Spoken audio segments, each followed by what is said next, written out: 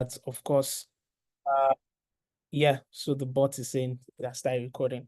So it's a topic that would really answer the question, the big question that many school leaders or school owners have, especially around revenue, maximizing revenue.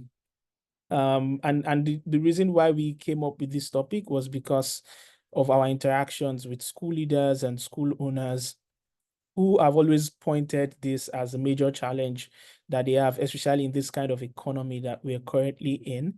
Um, and so we thought it might be good for us to organize sort of like a discussion where we bring in experts in school leadership, in school growth consulting, in school financial management together to help answer the question the best way they can. And hopefully the answers that they give will be able to, Susan, please mute yourself. The answers that they give would hopefully be able to, definitely be helpful for everyone on the call. And so that's why we're having this event today to support school leaders, to support school owners to think through, their revenue and how they can position themselves for growth. And so we will start with introduction. I would like everybody to introduce themselves.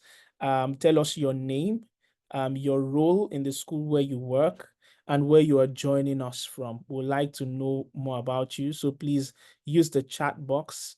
And once I see a message, and I'm going to read that out and shout it out. So please feel free to use the chat box and tell us your name, tell us your role in the school you're working at, or your role anywhere you're working, and then where you are joining us from. I'll keep my eye on the chat box now and shout out any message that comes in.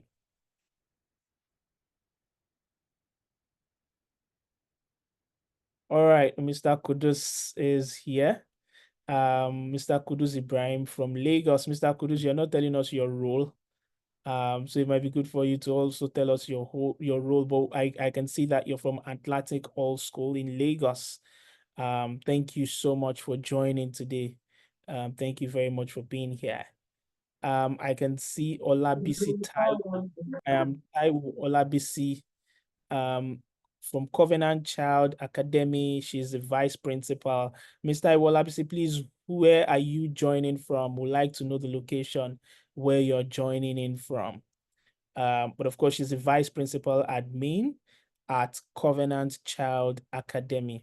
Mr. Kudus is the head of Department Humanities at Atlantic Hall School. Welcome, welcome, welcome.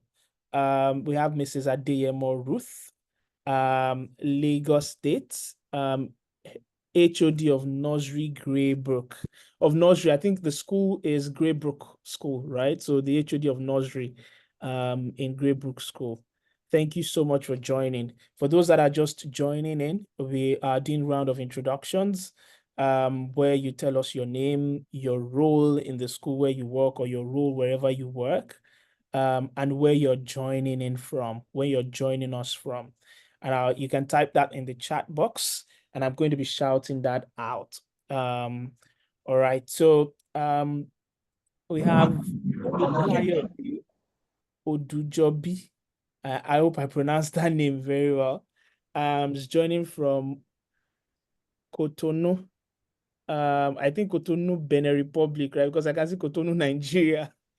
I mean, Cotonou, I know is in Benin Republic, but I think probably is a teacher and curriculum leader at Nigeria International School, possibly. But so if you can write it better so it's clearer for us to know whether it's Cotonou in Benin Republic or if there's another Cotonou in Nigeria. Is a teacher and curriculum leader. Thank you so much for joining. Good to also see educators, teachers as well joining this call. Because I mean, teachers are the ones most times who transition to become school leaders and school owners as well. And so it's important that these conversations, they're present as well. I can see Mr. Bolaji Ojurungbe from Lagos State is an ESL teacher. Okay, thank you so much for joining, Mr. Bolaji. Miss Olabisi was, edited, and so she's her location is from she's in Ibejuleki, Awoyaya to be precise, Ibejuleki. Vice Principal Admin from Covenant Child Academy. Great to have you all here. All right, Mr. Olukayede has corrected. Nigeria International School in Cotonou. God bless you. Sorry about that. I've muted that person.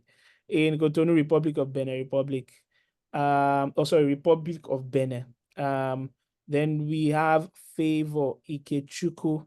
She resides in FCT, that is Abuja. She's an EYFL teacher, and she intends to start her own institution. Yeah, great, amazing. We have Aruna Afis.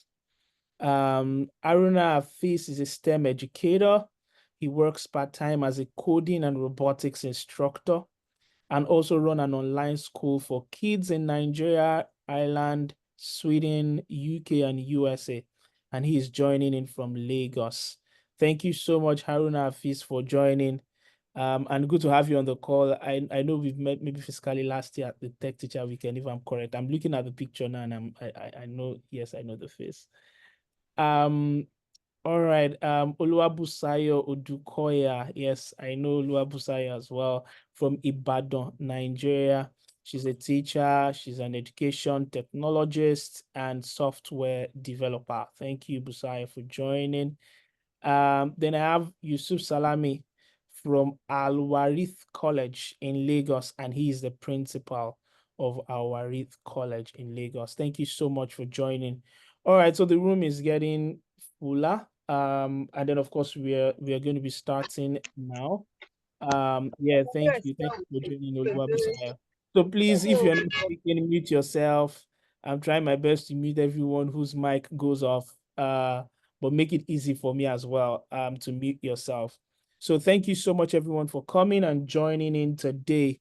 Joining the School Leadership Roundtable, and I'm sure that the conversations we have today will really be very helpful for us as we think through revenue model for our different schools and financial management, and see how we can position ourselves for growth, especially in this economy. All right, good. So I'll be moving to the next next item on the agenda, which is the opening remarks, and this will be delivered by Joy Medupin, who's our head of learning at Schoolinka. So Medupin, please, you have the floor. Thank you, Mr. Oluwaseun. Good morning, everyone. Oh, pardon me, good afternoon. So I hope we're doing great, and it's a privilege having us all on the weekend. We know that for most of us as school leaders, kind of our work never seems to end, but coming on board to, to learn, to interact, makes us happy that you're willing to come around to share knowledge. And I think I need to emphasize that in as much as we have experts here that we are proud of, that have made remarkable impacts in the education sector in Nigeria, across Africa and the world as well, nothing beats practical interaction. I mean, you're there, you are in the position of leadership. So there will be a time when we would get to interact, ask questions, share ideas and experiences. So once again, I want to welcome you all, and I want to assure us that we're going to have a time that's worthwhile. We all know that the economy world over is not really friendly, especially for schools. And until you become a school leader, the normal mindset is, yes, money comes in every 4 months. They make a lot of money. But having been a school leader myself, I can practically say, or currently a school leader myself, I can practically say, it seems like that on the outside, but on the inside, you know that same fees, whatever it is, if it's even, reasonable enough to match up with the expenses, also based on the number of learners you have, comes in once in 4 months, and you get to pay salaries every month. Your running costs kind of might be every day or every week. And so most school owners and school leaders are crying, are wailing, are fed up. I know a lot of schools that are folded up. There's a lot of frustration. The economy is not helping matters. Recently, the price of fuel per liter has gone up again. And once that happens, every other thing in Nigeria begins to be expensive. And what do you expect if you're in the shoes of the teachers? You would expect that your school now would just call you on Monday morning and say, now that a price of fuel per liter is about 1,000 or more, your salary goes up immediately, and nobody bothers about the school leader. What will he or she do? He has already, given out the price for fees. He or she cannot even raise the figures incessantly. Parents are struggling, they're losing jobs, business is no more as usual. What do we do? And that's why we decided to put this together, because this is a burning issue. It's on the front burner for many leaders, both aspiring and existing leaders.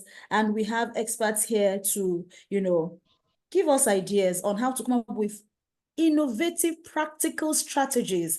And I'm laying emphasis on innovative, practical, because it's one thing to come up with theoretical strategies from Harvard, from one of those big names, and it's not relevant to the Nigerian context. But if you look at our lineup of speakers, you would agree with me that these are people who are currently over the years in time past and are currently walking the talk in the field of educational leadership, especially when it comes to financing. What's that? What's and that? Our focus areas would be looking at sustainability in a very unpredictable economy. Trust me, by the time you're going to bed, honestly speaking, you don't know what you would hear even by 12 midnight, before 5 a.m. or 6 a.m. when you are awake to go to school. All right, so the economy is really unpredictable, and we need to be prepared, have some approaches for such a volatile economic environment. What do we do? And I want to use this opportunity to encourage us. Please, peradventure, there's a school leader here who is already giving a thought of, I need to fold up this business, I'm tired, I'm frustrated. Just hold in a minute.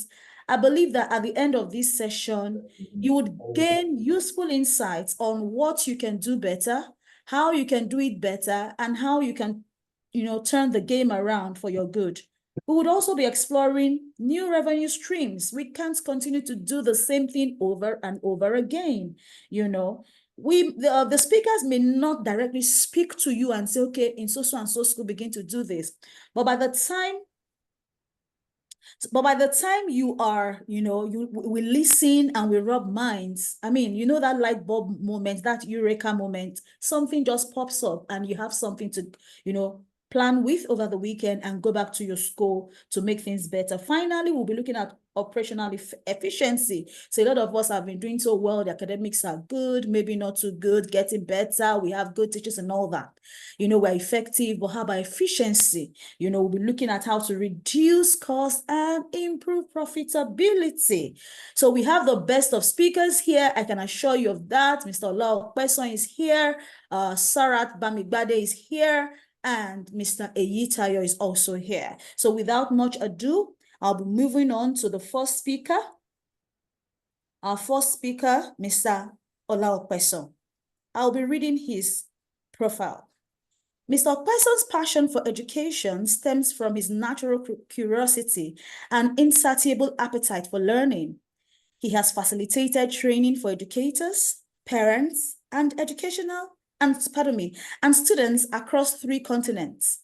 Most of these seminars have been delivered in educational institutions such as Bridge House College, the Waterman and Cambridge University, UK, as well as for organizations such as APEN, which is the Association of Private Educators in Nigeria, ASEN, which is Association of International School Educators of Nigeria, EduMark, and Lagos State Office of Education Quality Assurance. Ola Opesan is MaxPort's lead consultant. Furthermore, he is a published author, a playwright, a filmmaker, and a keen sports person. He has been ahead for over 17 years in the following schools: Bridge House College, Oxbridge Tutorial College, and Meadow Hall. He has also served ASEN in several capacities, first as CEO, then as vice chair, and later as the coordinating principal of the Student Activities Group. With our emojis, if you feel you want to really give a clap, you might unmute for a second. Please welcome with me, Mr. Ola Opesan. And I need to quickly make a remark for a few seconds. Mr. Opesan is someone I'm proud to say is one of my mentors. I've worked under him. And you know, when you look at someone like, he always kind of has all the answers. So personally, I am really looking forward to your session today. Thank you very much for joining in, sir. You have the floor. Thank you. Good afternoon. Thank you very much, Joy. Thank you very much, School Linker, for inviting me. I think welcome, I'm a bit sir. dark. Well, anyway, I'm just dark anyway, but if you're seeing it more as a silhouette, I'll see if I can move later on, but I don't want to disrupt the settings for the moment. So it's a pleasure to be here.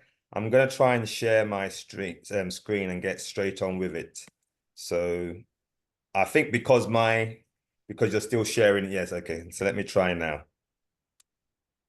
I'll try and see if I can share. So good. It's good to be here. That's the one I'm looking for.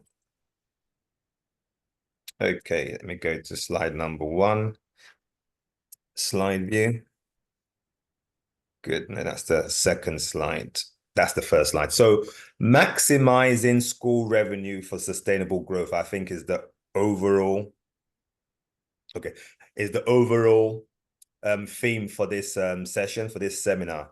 And a first question I'll ask you here is, if we're looking at increased revenue, is it always the same as increased profitability? I can't see I'm not too sure if I have my chat to show here because I'm sharing my screen.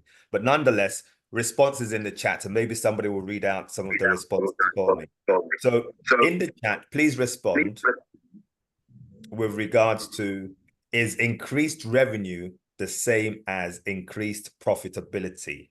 Or we can keep it rhetorical. That's one of the questions I would like you to consider as we go through this. So we're looking at this idea of the unpredictable economy, and Joy gave a very good outline there in terms of, I suppose what's most frightening is that we're saying to ourselves, it's unpredictable, things are happening, and when is it even going to stop? So I'm showing you here in economics and business studies. I'm a student of business studies, by the way. I don't always put that in my resume. My first degree is in business studies marketing.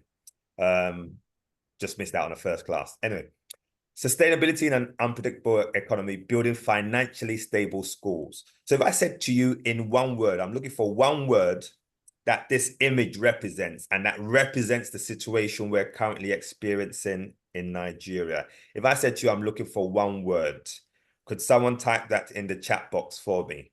To give you a further hint, I'm looking for a word that starts with I, the letter I for India.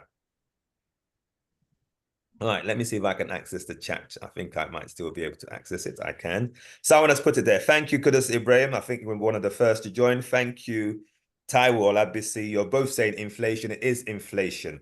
Classic economic speak will start to talk of consumer price index, or if you want, a common basket of goods. When most people go to the market, what do we buy? In Nigeria, it would be things like oil. It would be things like gari. It would be things like pepper, tomatoes.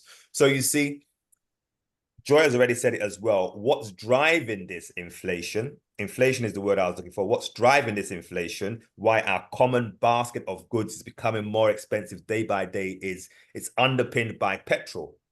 So the first thing I would say to you, I'm not going to try and compare governments. They're both APC, to be real about it. I'm not going to try and compare governments. But if I said to you, when Buhari came in, he picked up one portfolio. What portfolio was that? Buhari, when he joined, and remember he had experience of this as well, he picked up one portfolio. What portfolio did Buhari pick up? Petroleum. Thank you, Kudus. We're on the page. We're on the same page, Kudus. We're rolling here. Thank you very much for being so quick with your fingers there. Yeah, he picked up the petroleum industry. Of course, he had previous experience, even from when he was a head of state under the military government. What was that, 70? No, that was 83 to 85, for like a year and a half when he was, he had experience of it. Professor Tam Davis West, a good friend of his, was the petroleum minister. But when he then came back in, he was there as the head person in the PTF, he had experience of it. So he decided to take on that portfolio himself because he knew that that portfolio could not be messed around with. And if that triggers off things, it's going to start to move the exchange rates. And that's the reason why we're experiencing, as you well know, this situation at the moment. And as I said, the scary part is we do not know where this inflation is going to end. We can't say it has peaked, because if you think it has peaked, it could change again tomorrow. So within this situation, I just want to speak very strategically at the moment for the next 20 or so minutes. I'm still setting the scene. Trying to move my slides along. Yes, I just want to speak more strategically. Of course, you have the three levels. You have your strategic, your tactical, your operation. Again, classic business speak. But I'm going to confine myself mainly to the strategic. I'm going to speak generally. I will fill in one or two gaps. But in the main, I believe the speakers who will follow will speak to you more about the day-to-day things you need to be doing to reduce your costs, to maximize your profitability. But from a strategic point of view, what I want us to appreciate is this. As a school owner, as a head of school, you should know your reason for existing. I'm not too sure why I'm getting feedback. Yes, thank you. Feedback. So I think someone's opened something. I've started to get feedback. Anyway, so as a school owner, what is your reason for setting up? I speak to many educationists, and what I find out is that they don't quite know their own educational philosophy. Maybe they've never written it down. Even if you think you know your own educational philosophy, trust me on this, try and put it down. If you write it down in black and white, you're going to get so much for it.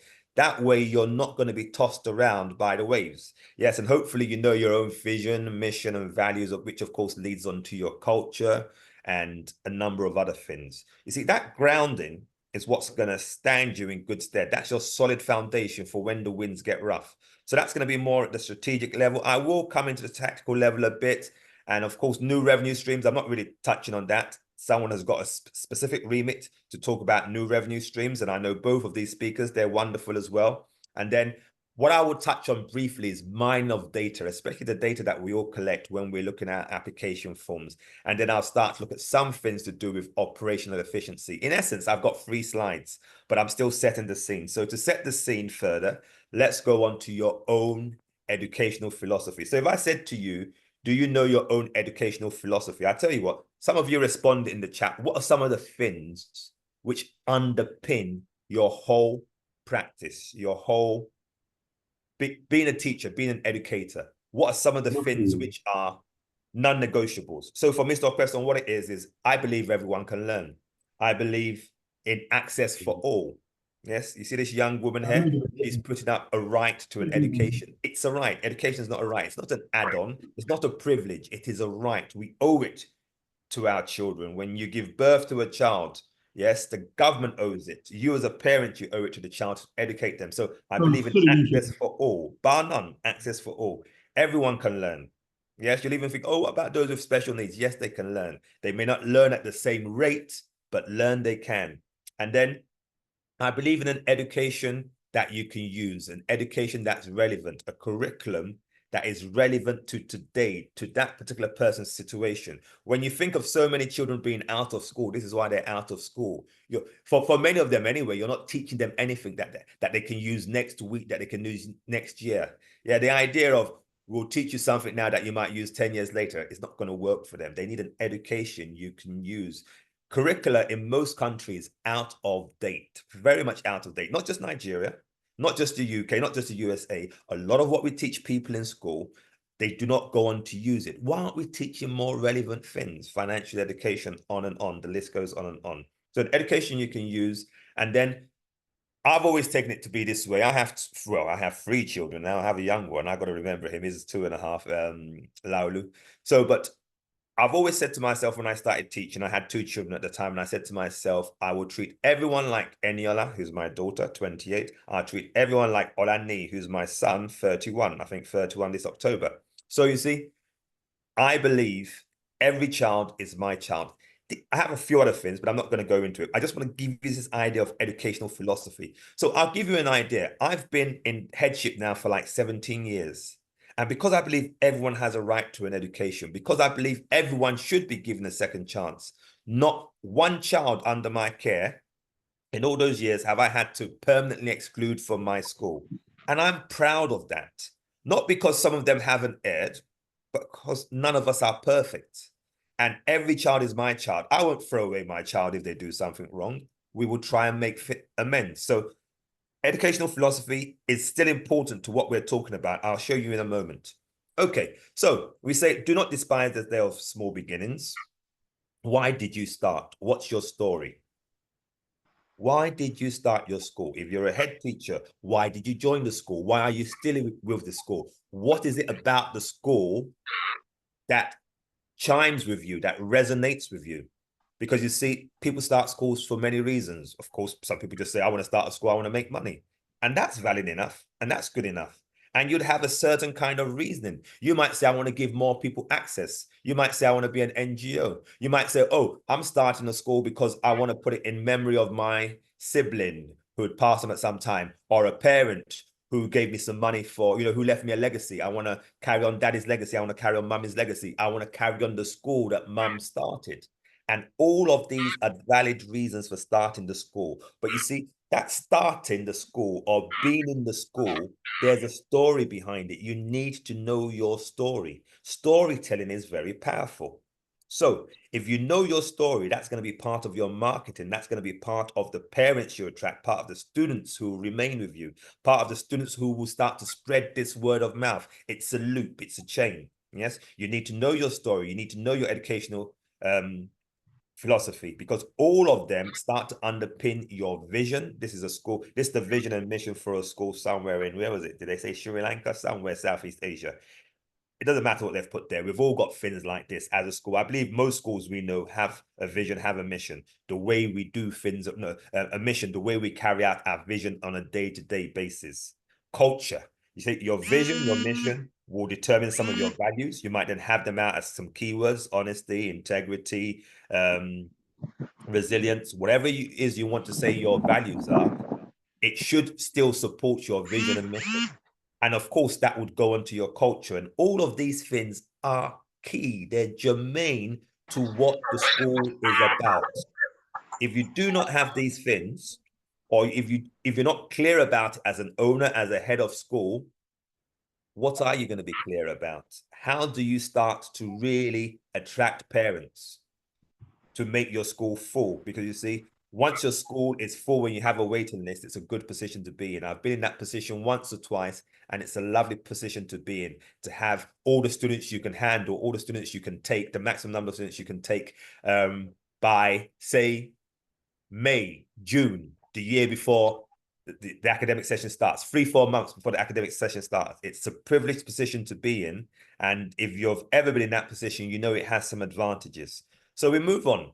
I'm just setting the scene. Now, as I said, I've only got 3 slides. So that's what's on the agenda for today. 3 things I want to tell you about before the other speakers come to probably flesh some parts of this out is specialization. Because you have a vision, because you have a mission, yeah, some steps as to how you're going to fulfill your mission, is some steps as how you're going to fulfill your vision. Because you have some values, all of these things are linked. Because you have a culture, that's going to tell you these things. Because you know your story, all of these things, because you know your educational philosophy, yes, the story you've been through, the reason why you hold these values there, that's going to allow you to specialize. Your specialization cannot move outside of the areas in which your story is bound, from which your vision and mission is. If it does, then you're going to have to probably go back to the drawing board and start to, do what we call recast your vision. And sometimes you have to do that, and that's fair enough. But your area of specialization should stem from all of the things that I've told you previously. So we'll look at specialization. We'll look a bit at operational efficiency. I'll tell you 1 or 2 things, and then we'll start to look at marketing, since it's my background, some things to do with marketing, some things to do with data that you already have. All schools already have this. As long as you have an application form, you already have this information. So moving on in terms of specialization, how am I doing for time? Okay, I think I've probably got about 15 more minutes. Okay. So in terms of specialization, we're going to work from the bottom of this. Let's call it a pyramid. I know it's not really a pyramid, but let's call it a pyramid. We're going to work from the bottom to the top. So you see, you start your school, parents start to come in, hopefully. And then, different parents come in with different values, and they start to tell you different things. Someone say, oh, you open school at 7 a.m., but I'm going to work at 5 a.m. Why can't you open at 5 a.m.? Even if it's just for this class, you start to consider it. Someone comes to you, they say, oh, Why do you close at 5 p.m.? Why do we need to pick up our students by 5 p.m.? I leave the office at 6 p.m. Why can't you close at 7 p.m.? Someone comes to you and says, oh, you teach French, you teach Spanish. But you know what? Mandarin's the new language. You can't be all things to all parents. Not every parent is your parent. You decide. You set up your school with a vision. All these suggestions, yes, it's good to listen to them. Yes, it's good to engage with them and really listen. Don't think, oh, they're just telling me things I'm just going to reject. No, really listen. You would know the things you're going to accept because you've done your research. You'll know the things you're going to accept because they chime, they resonate, they fit in with your vision, mission, and your values. Things which are outside your values, don't take them, don't accept them, because not every parent is your parent. Can you be all things to all students? You can't cater for all students. No single school can cater for all students. Yeah. So the sooner you realize, because you see, it's best that you don't even get them through the door than they come into the door and they leave being very dissatisfied.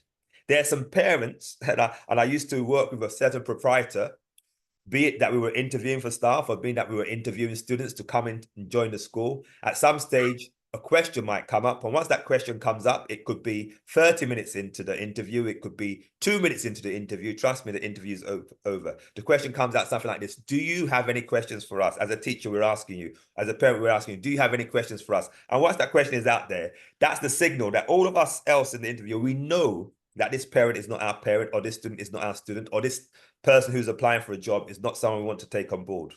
Okay? So be clear about your vision. Pray about it if you need to. Yeah, get spiritual about it if you need to. It's all part of the package. Can you afford to choose? That's what I was talking about you earlier on. You see, the moment you can get, of course, if you just start a school today and you're looking for a maximum of 200 students, you have 20 students, you have 10 students, of course, you're going to want to take everyone who walks in through the door. And it's understandable. But the sooner you can get into a position where you can choose where your school is full because you're emphasizing your vision, your mission, your values, and the word of mouth is going out there. Do you know if you have a child who is XXX, you want a child to be bold, but still be respectful, take them to that school. This is part of how you need to specialize. So as a school, when you consider all these things underneath the pyramid, the idea that you cannot just take everything that parents say, even if you do surveys, which would encourage you to do, maybe at least once a year. Even if you do that and you listen to them and they start to call for some things, always go back. Does it fit in with what I set up the school for? My raison d'etre, yes? Can you be all things to all students? Can you afford to choose? Because once you get to that position where you're able to choose, or in some kind of position where you're more comfortable and you don't have to just go and literally grabbing anyone from the street, you can start to think, how am I going to specialize? I am going to specialize because I want everyone who comes to my school to also be an entrepreneur. I want to raise entrepreneurs, people who will go out there and create jobs rather than say, give me a job. I want to raise sports people. Yes, I realize Nigeria is not doing so well in the Olympics.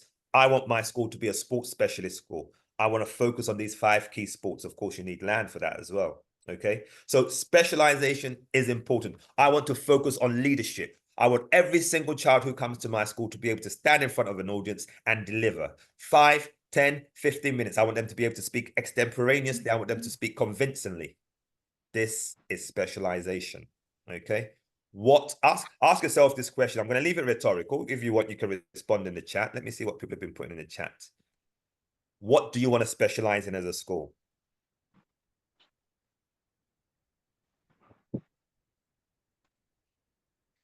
No, someone's asking a question there. Let me respond to the question. I'm not saying, I'm just saying for our particular school. Well, you see, if we were scheduling that each interview would be like 25 minutes, but within 10 minutes, the question had come out from this particular person saying, do you have any questions for us? We knew that was a cue for us to wrap up the meeting because we knew that that person, for whatever reason, and would analyze it later, wasn't going to be our teacher. It's a time-saving device. Yes.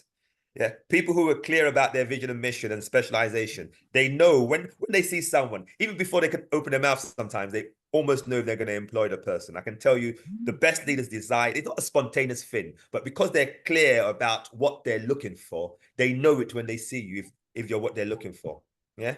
So I hope I've responded to that question there. So moving on to the next slide. This is the first of the three main slides. Okay, operational efficiency.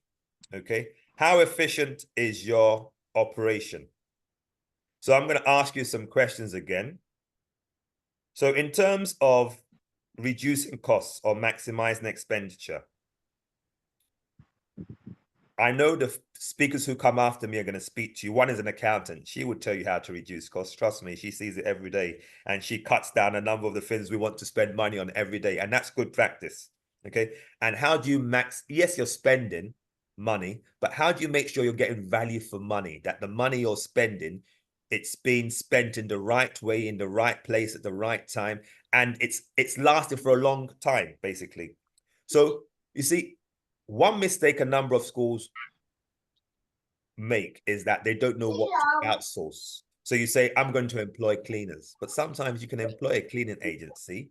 You reduce what we call your on costs, your on cost, you reduce your on cost, you outsource it, and the job gets done even better than if you employ people yourself, and then you had to try and manage them yourself as well. So sometimes you got to know what to outsource. Some people outsource lunch. Some people find out, oh, if I have a kitchen, I can do it myself. But you see, think of what you have an expertise in. Think of where you can employ people and the land you have to build some specialist facilities to be able to run some of these operations. Then decide which you can do. But for some of them, trust me, there are a number of operations which are still worthwhile outsourcing. Of course, it would differ from school to school, but consider it. Okay, here are some more questions for you. What is your model for determining your school fees? Pricing. I'll come back in the next slide, which is to do with marketing and data, and I'll speak a bit more about pricing. But what's your model for determining how much you're going to charge for school fees? Is it just, these are my costs, I'm going to mark it up? We'll call it markup or cost plus pricing. The accountants will tell you this as well. Now, here's something I'm going to tell you for free. Recently, I've been thinking of maybe I'll own a school.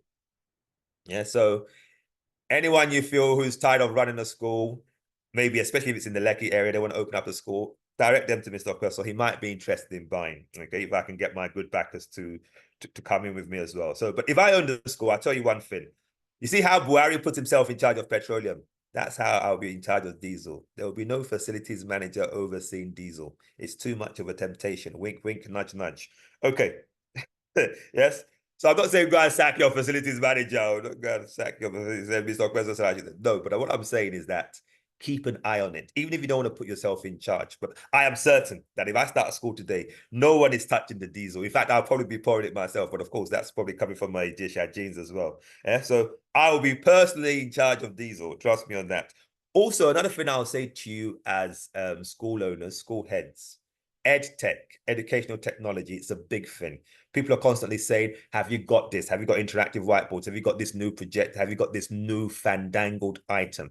And a lot of them can help with our pedagogy, but not all of them need to even be considered. And too often when people are trying to sell us this educational technology, EdTech, that's what I'm calling EdTech, when they're trying to sell it to you, you're not asking yourselves the right questions. You're asking yourself, why should I buy? Rather than what is our needs? What are the needs of the school? Because your school is not just about educational technology. Your school is there to educate, to provide the best for the children in your care. And sometimes the EdTech does not begin to scratch the surface of that need, or there are greater needs.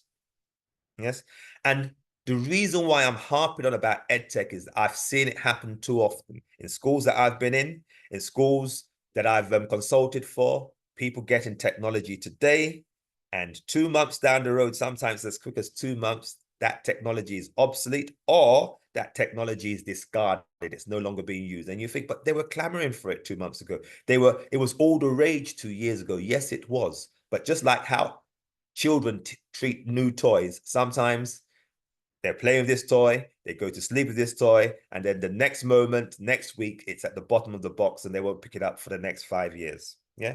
So beware education technology. Ask yourself the right questions and answer it objectively. Answer those questions objectively to find out if you need those new items. Okay. I think I'm starting to wrap up now. So in terms of industry ratios, do you know the industry ratios? Let me run some industry ratios by you. There's a certain, well, you see, in Nigeria, we probably don't have this, but we start to need to have it. We need to start to have these ratios through a collaboration. The banks have it. The banks know their liquidity ratio. The banks know their ratio of cash reserves to, expenditure. They know all these reserves and there's standards for it. And they have to, because CBN actually directs them. But what about for schools, private schools? Do we have it? If we collaborate more, we'd start to have some indices, which would help all of us. So for example, revenue to staff salaries. What is the revenue you generate compared to what you pay for staff salaries in general? What's the revenue you generate in relation to academic staff salary? What's it in terms of, and I can tell you in the UK, revenue generated compared, or income they receive, this is for your comprehensive school, the income they receive compared to what they spend on academic staff is in roughly anything between 50% to 70%. Back in the days when I was still in the UK and we used to have 2.5 million, 3.5 million, maybe 4 million for a very big school, because it was dependent on the number of students you have, you would find out that 50, 60%. The last two for my previous school, the last 2 years I was there, it was 70% and 62%. That was the ratio that we were paying academic staff in comparison to the revenue being generated.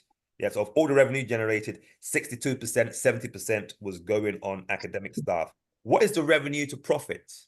Because you see that you generate more revenue. That was a question. That was the very first question I asked you today. That you generate more revenue doesn't mean you're making more profit. Your costs could have gone up that much, whereby, yes, you're generating more revenue, but you're not making more profit. It can happen. Okay. And then in terms of academic staff, to contact hours. You see, contact hours is a very important thing to bear in mind. Are you maximizing your staff? Staff would like to tell you, academic staff would like to tell you that they need PPA time, PPA, preparation, planning, and assessment. And yes, they need it. But if someone is a regular classroom teacher, the ratio really is 80%. They should spend 80% of their time in front of the students, and the other 20% of the time could be spent on planning, preparation, and assessment.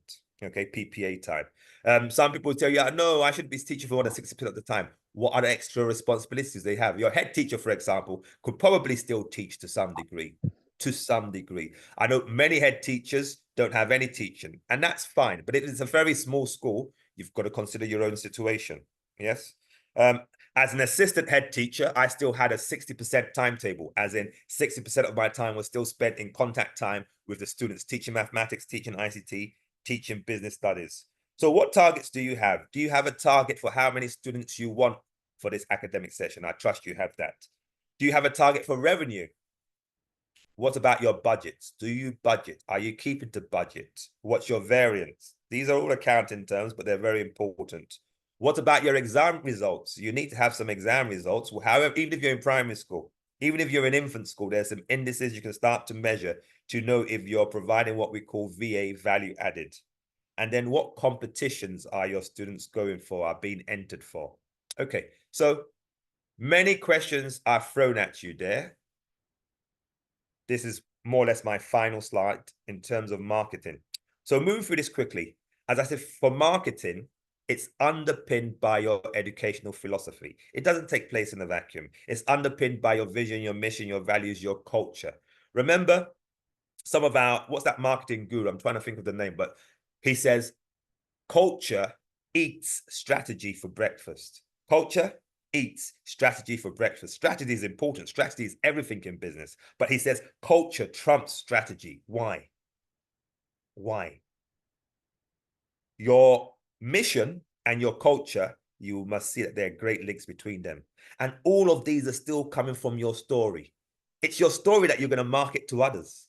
That's what's going to bring more parents, more like-minded parents like you. That's what they're going to enroll their children. Are you conducting surveys for parents, for students, for your own staff? Richard Branson, one of the richest, entrepreneurs, he says, make sure you take care of your staff. Your staff is your first customer. Academic review days. How are you seeing your parents? Are you seeing enough parents in academic review days, open days, whatever you call them? Yeah, those days where parents come into school to look at the students, their exercise books, their textbooks. They come into school. How are you interacting with them? How many of them are showing up? If you're getting less than 35%, 40%, what is that saying about your school? Yeah. What relationship do you have with them? Greater they're involved in their own children's education, the greater the results would be. It's a joint part, it's a partnership, it's a tripod. Student, home, school. Okay. What events are you able to have in your school to attract parents, to attract more parents? I can't go into it too much. Curriculum. Yes, some people want to have a Japanese, Spanish, French curriculum, anything to attract any parent. It doesn't work that way. What is your forte? What is your story? Your story would often determine if you're just going to have yes. You see, the Nigerian curriculum we have is rich enough. You might want to blend it with one or two other things, but still in essence, you can keep it as a Nigerian curriculum and just feed one or two other things into it, or the methodology. I would even say the British methodology, because the British have got their methodology from anywhere in the world where the methodology works, be it Finland, be it Singapore. Yes.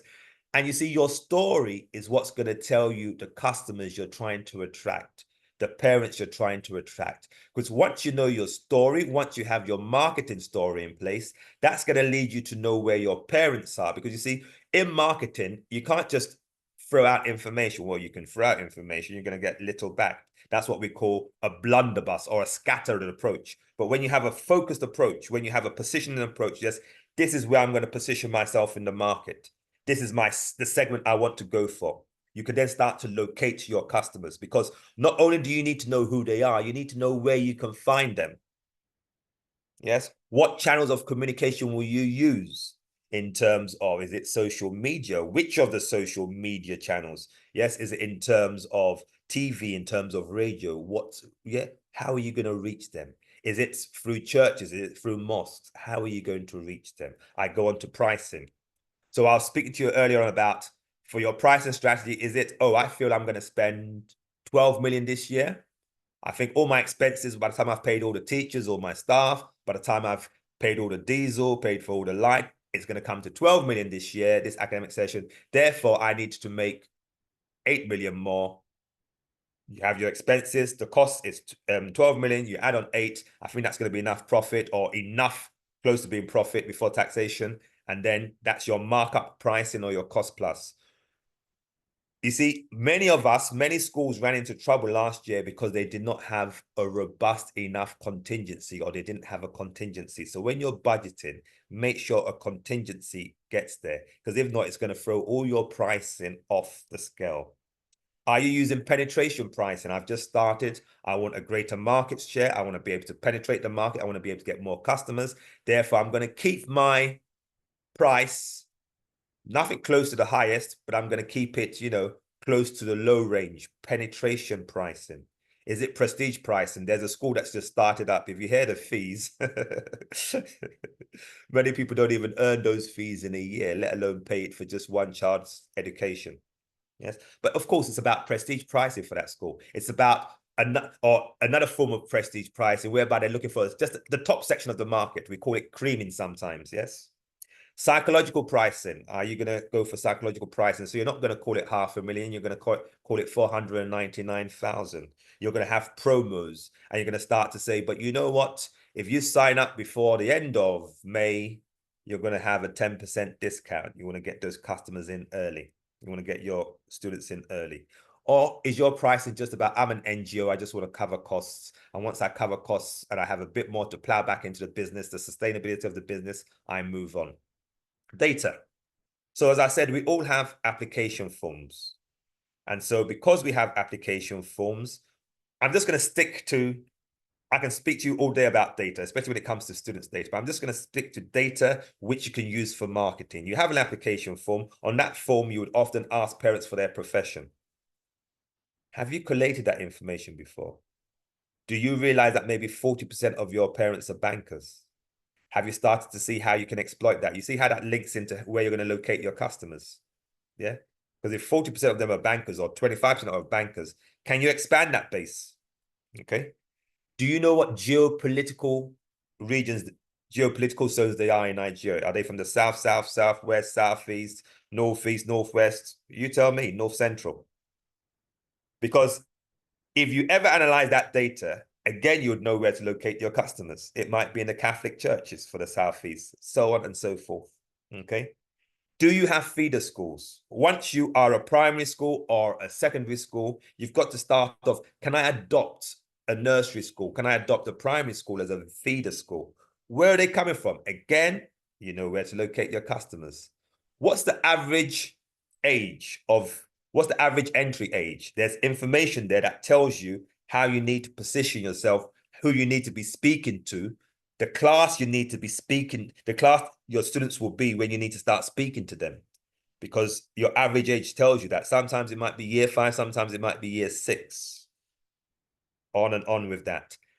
Do your current students have any siblings, especially if they are younger siblings? Again, you have your eye on the younger siblings. Hopefully, if you're serving a current sibling very well and the parents very well, they will bring other siblings to your school. The list goes on and on and on, depending on what you've asked them from your application form. But you see, often our application forms, there's a minefield. There's a gold mine of data there, which we rarely tap into and rarely analyze. And so really, I think I've looked at everything I want to look at. We've looked at in terms of specialization.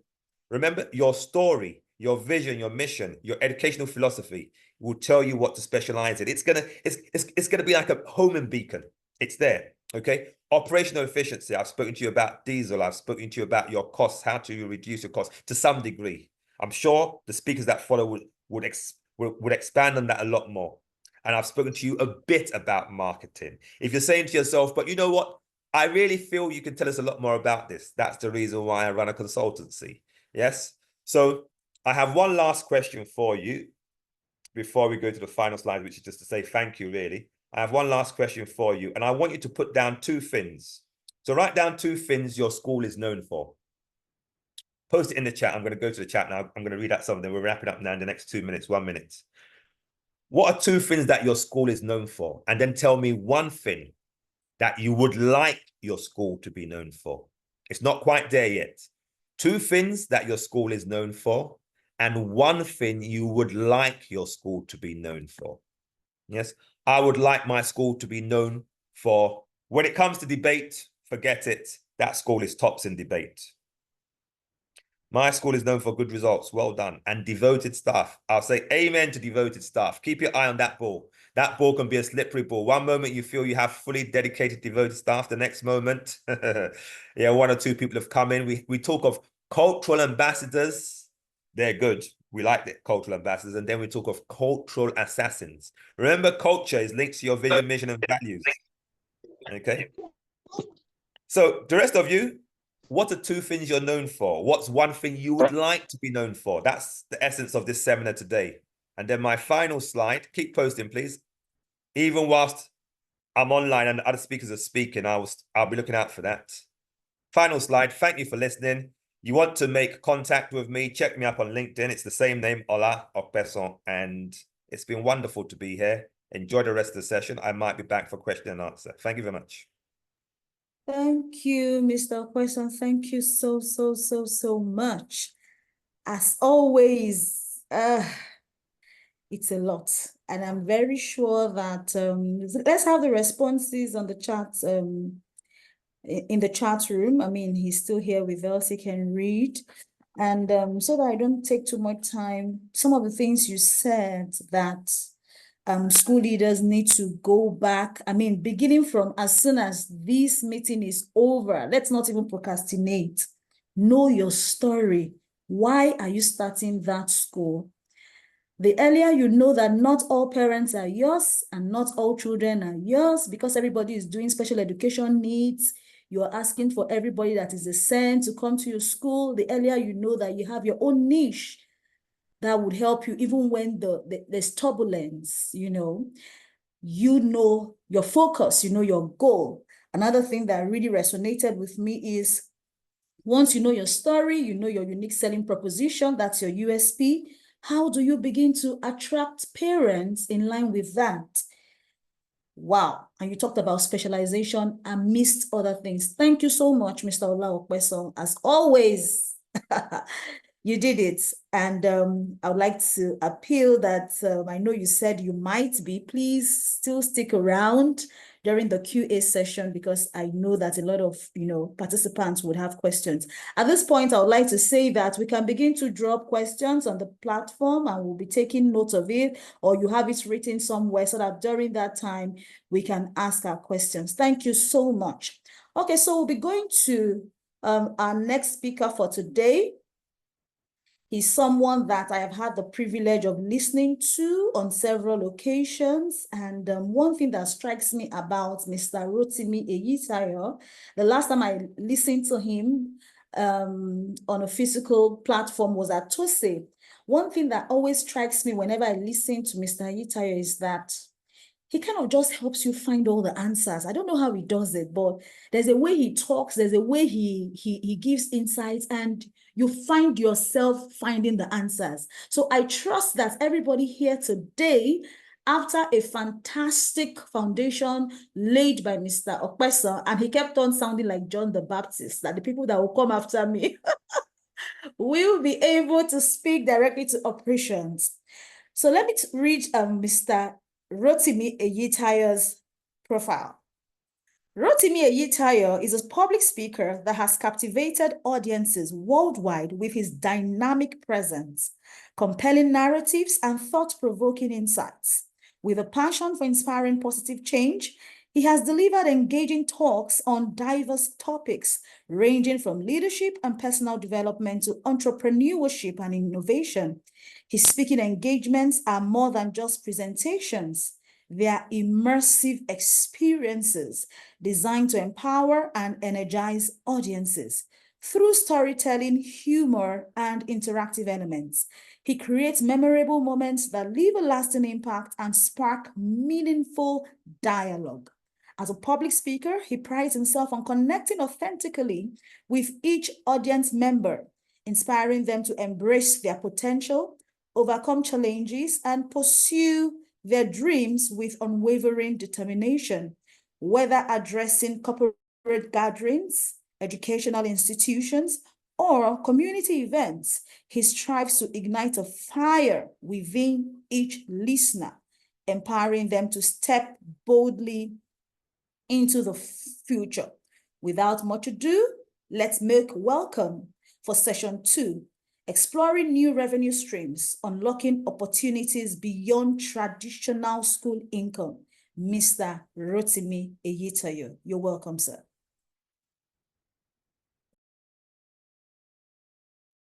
Thank you. Can you hear me? Yes, please. I can hear you. Okay, good afternoon, everyone. Thank you all for the privilege. I'd like to thank the management and the organizers of this roundtable event for giving me the opportunity to be a part of this experience. And I'll be going straight to sharing my slides. Is it possible to be enabled to do that now? All right, thank you very much. So, and yes, I hope you can all see my screen.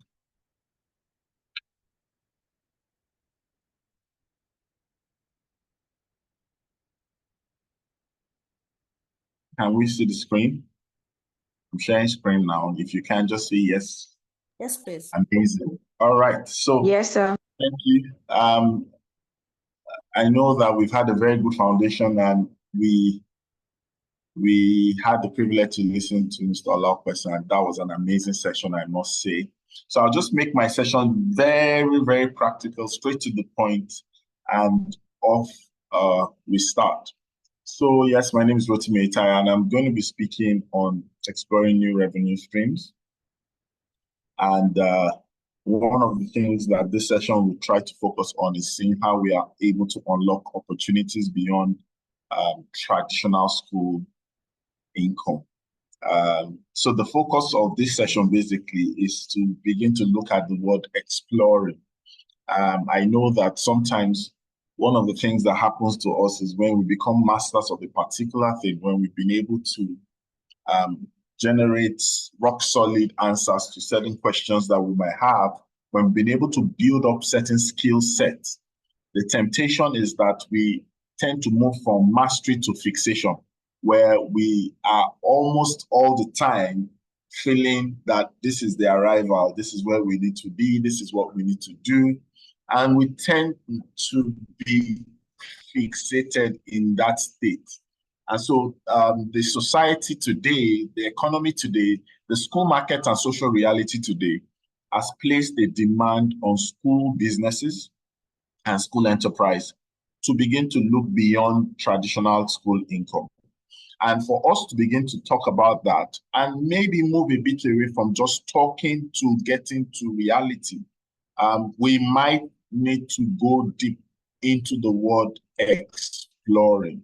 And if we were to go into traditional revenue streams, I'm sure there are so many. And I have like 7 that I listed on the slides. I would like to ask if anyone from the audience would help us with additional traditional revenue streams. That when you think about the revenue streams that are traditional, that are historical, that are the custom practice that we normally have, can anyone share with me what other traditional revenue streams are?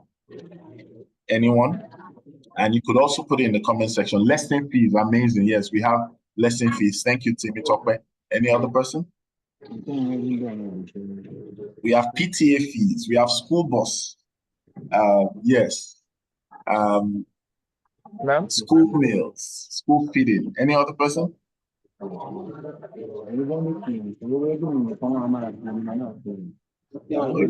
school feeding, excursions.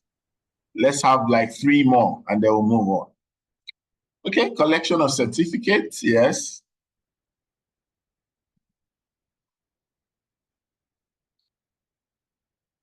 All right, so let's move on. So we have this number of answers plus the one on the screen. So we have the school fees, uniform, notebooks, textbooks, special event fees, club membership, graduation fees, sport fees. Now, there's a point in our life cycle that the school economy begins to take a shape of exploitation. And I want someone to type that out in the comment section. That when we begin to identify that there's a need for a shift, we begin to see whether we are moving from an exploitation economy to an exploration economy. This is this, that we most times will have a scenario and a situation that the demand on us is to move quickly, to move drastically, to move, hurriedly from an exploitation economy to an exploration economy. And what it simply means is that beyond just looking at the most obvious, beyond just looking at the most easiest, beyond just looking at the most accessible, and the one that we can always see that the audience and the recipient of our charge is the same person. And so if you're not careful, the same parent is the one paying the fees.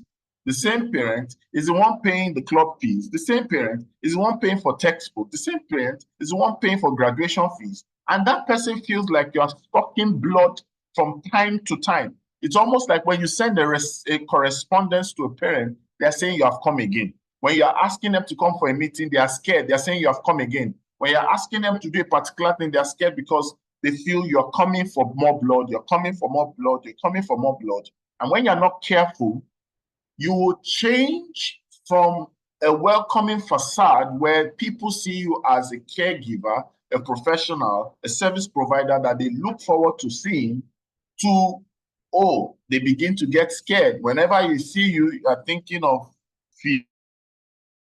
problem. And that in itself is as a reflection of whatever economy we are practicing.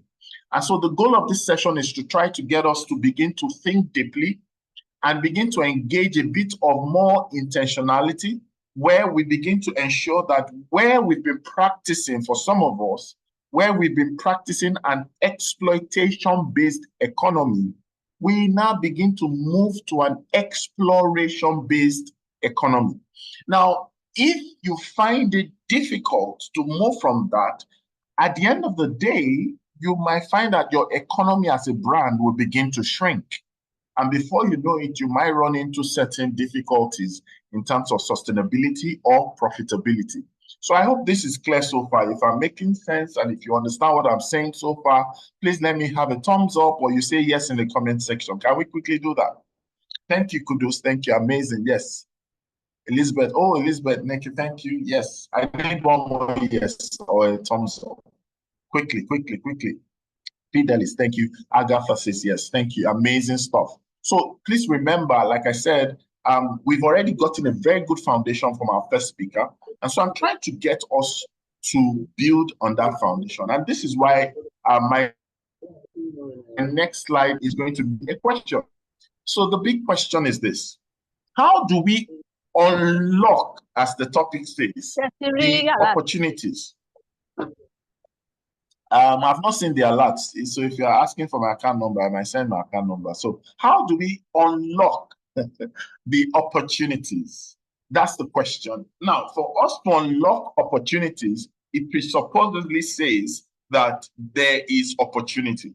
It's just that for that particular individual, that particular institution, there is maybe something stopping you, preventing you, or you are yet to actualize that opportunity. Therefore, we need to unlock, make possible, make open the opportunities. And the truth about it is that this is not a motivational statement. This is really reality that a lot of us probably are not seeing because it's not a reference point. We need to unlock the opportunities. And that's really where this direction of our conversation will go through.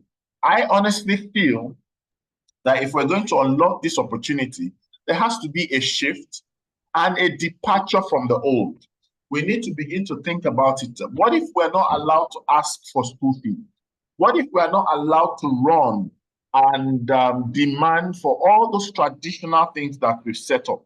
I want to ask that question in the comment section. I'd like people to probably also raise their hand and give me a response if you can, if you don't mind. If you cannot charge school fees, if you are not permitted to charge all the things we've talked about before this moment, that serves as a traditional kind of revenue stream, what would you do as a school? And you're still expected to be profitable. Who's going to help us? Anyone? Anyone? Kudu says grant. Is that in the affirmative? Are you asking me a question back? What would you do? And probably the second question is, why have we not been doing it?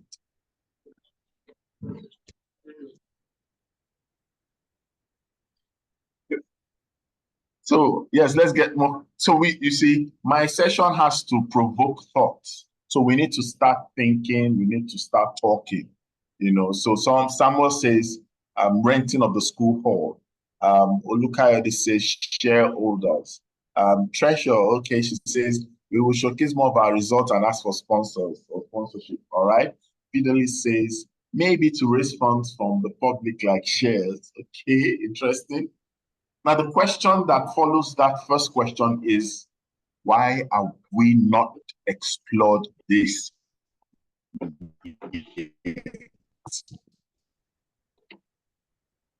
Why is it that this is not your current reality? Someone says, we start selling whatever. I like the answers I'm getting. Whatever we make in the class, like software. So why have we not allowed co-investors?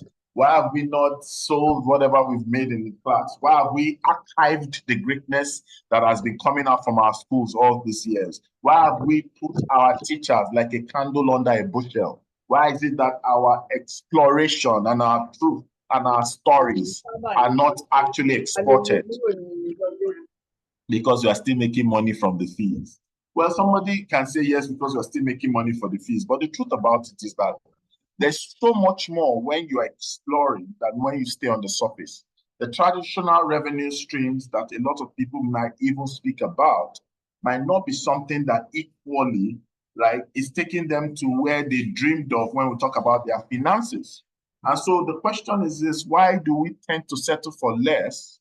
Just because we know that there's more in the distance, but it's just that we've not taken that resolution to go for that more. That's the question. The old will always give way for the new if the new or the people for the new are ready to take a shift and move away from the old. So I want us to type this out in the comment section. I'm ready for a shift. I'm ready for a shift. Very quickly, I'm looking for the first few people to say that. I'm ready for a shift. I'm ready for a shift. I'm waiting. Who's the first person? Very quickly. Yes, it's like Kudus is going to get the award for the most answered question. Adeyemi says, yes, I'm ready for the shift. You know, Olajumoke says, I'm ready. Amazing. And now everybody's saying I'm ready for the shift. And this is really what we need to do. So a shift from the departure from the old to the new. So the next question I'm going to ask is this.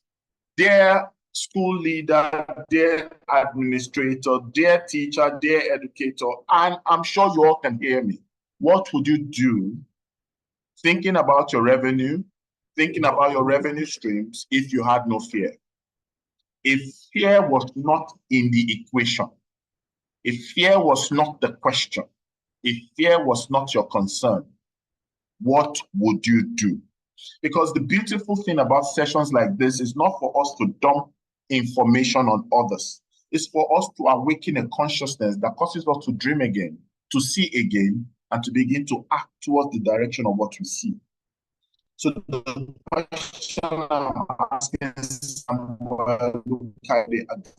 everyone, what to do if you had no fear, especially when it comes to revenue. Olabisi says, I'll focus on my goal. Like that, but that's not spot on with the question that was asked. Well, if you had very quickly, what would you do if you had no fear?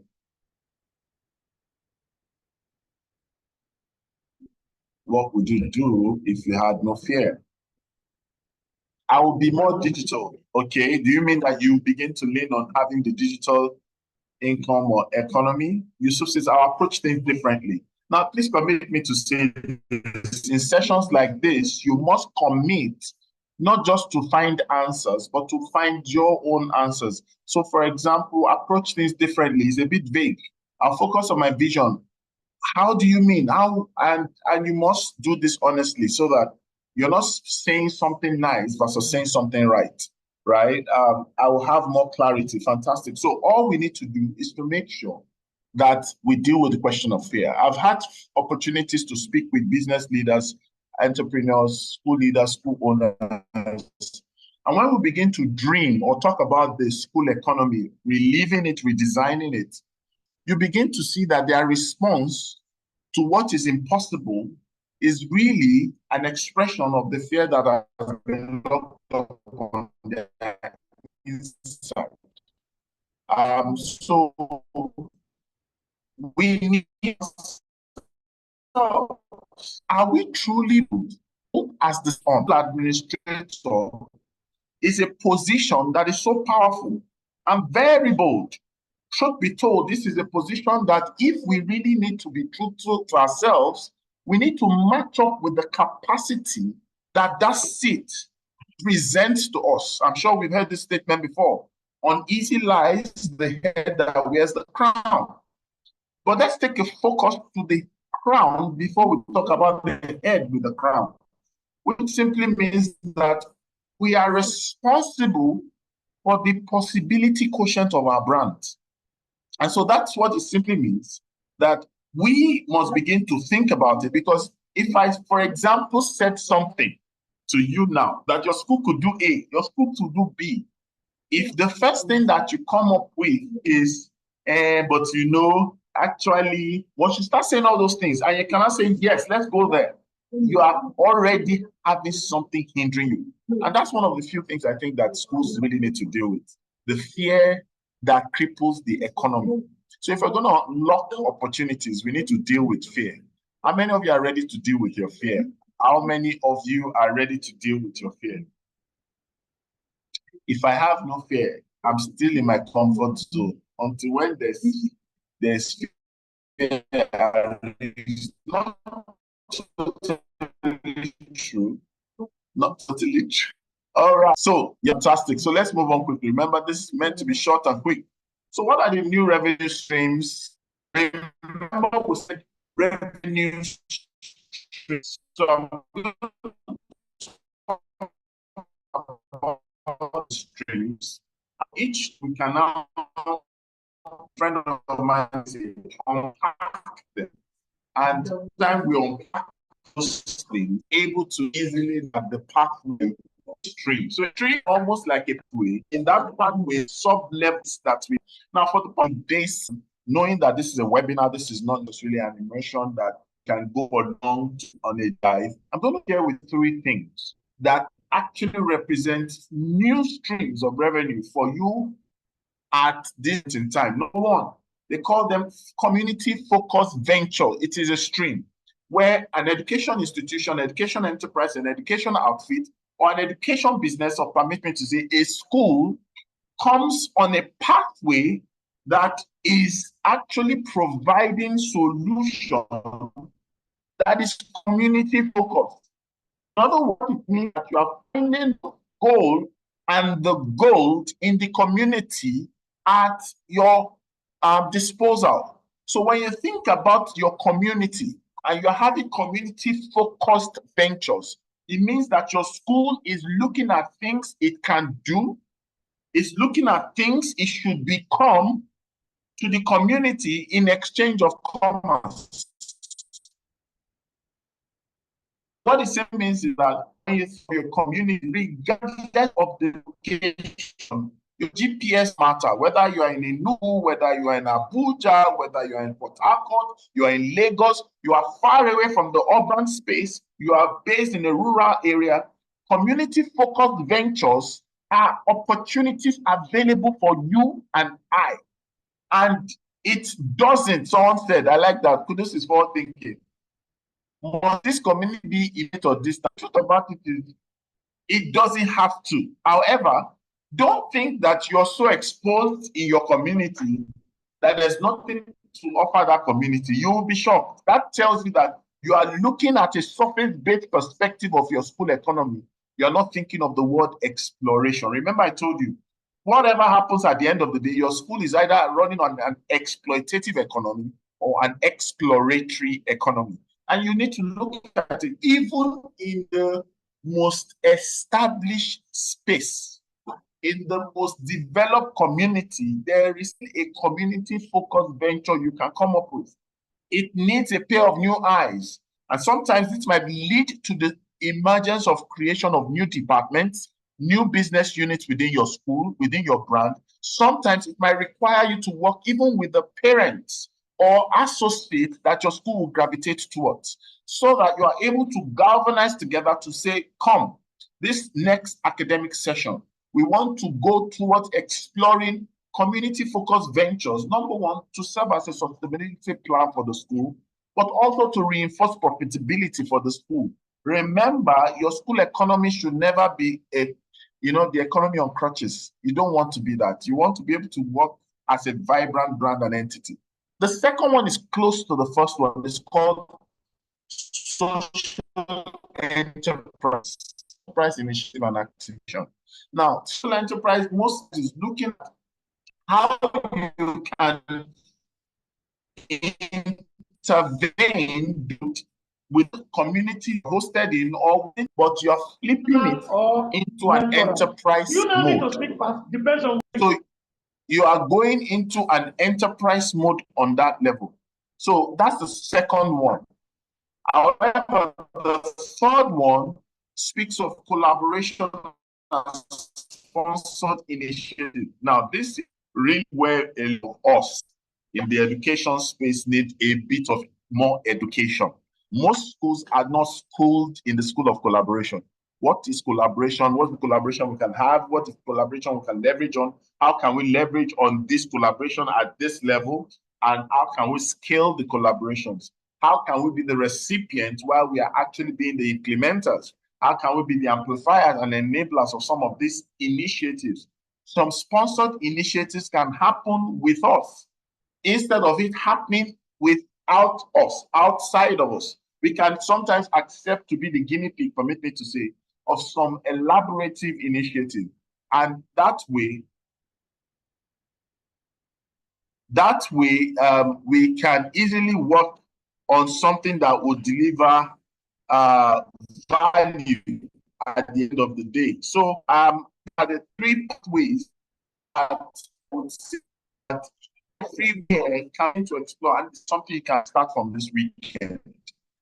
It's something you can sit down and they come up with things and come up with solutions. Please understand, in Nigeria of today, there are so many things that your school can do. And the funniest thing is that these revenue streams I'm sharing, we can do the three at the same time. It doesn't have to be one-sided. It doesn't have to be limited in one way. It can be across layers and across levels. Before I move further, I hope we are following this conversation. Are we together?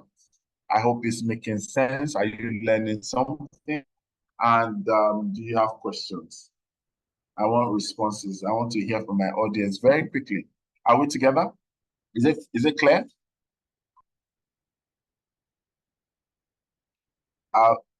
Yes, Kudu says yes. Aruna says yes. I'm looking for more answers. Large market says yes. Samuel says yes. We're together, sir. Okay, amazing, amazing. Thank you so much. You're a great audience. Thank you so much. Amazing. So I'm going to still come back to this, but let's just take this a step further. Remember, for us to get to understand this economy talking about, I'm going to say things you heard before. The factors that we currently follow. Number one, the factor is social enterprise. You look at community venture, ask yourself, who are our customers?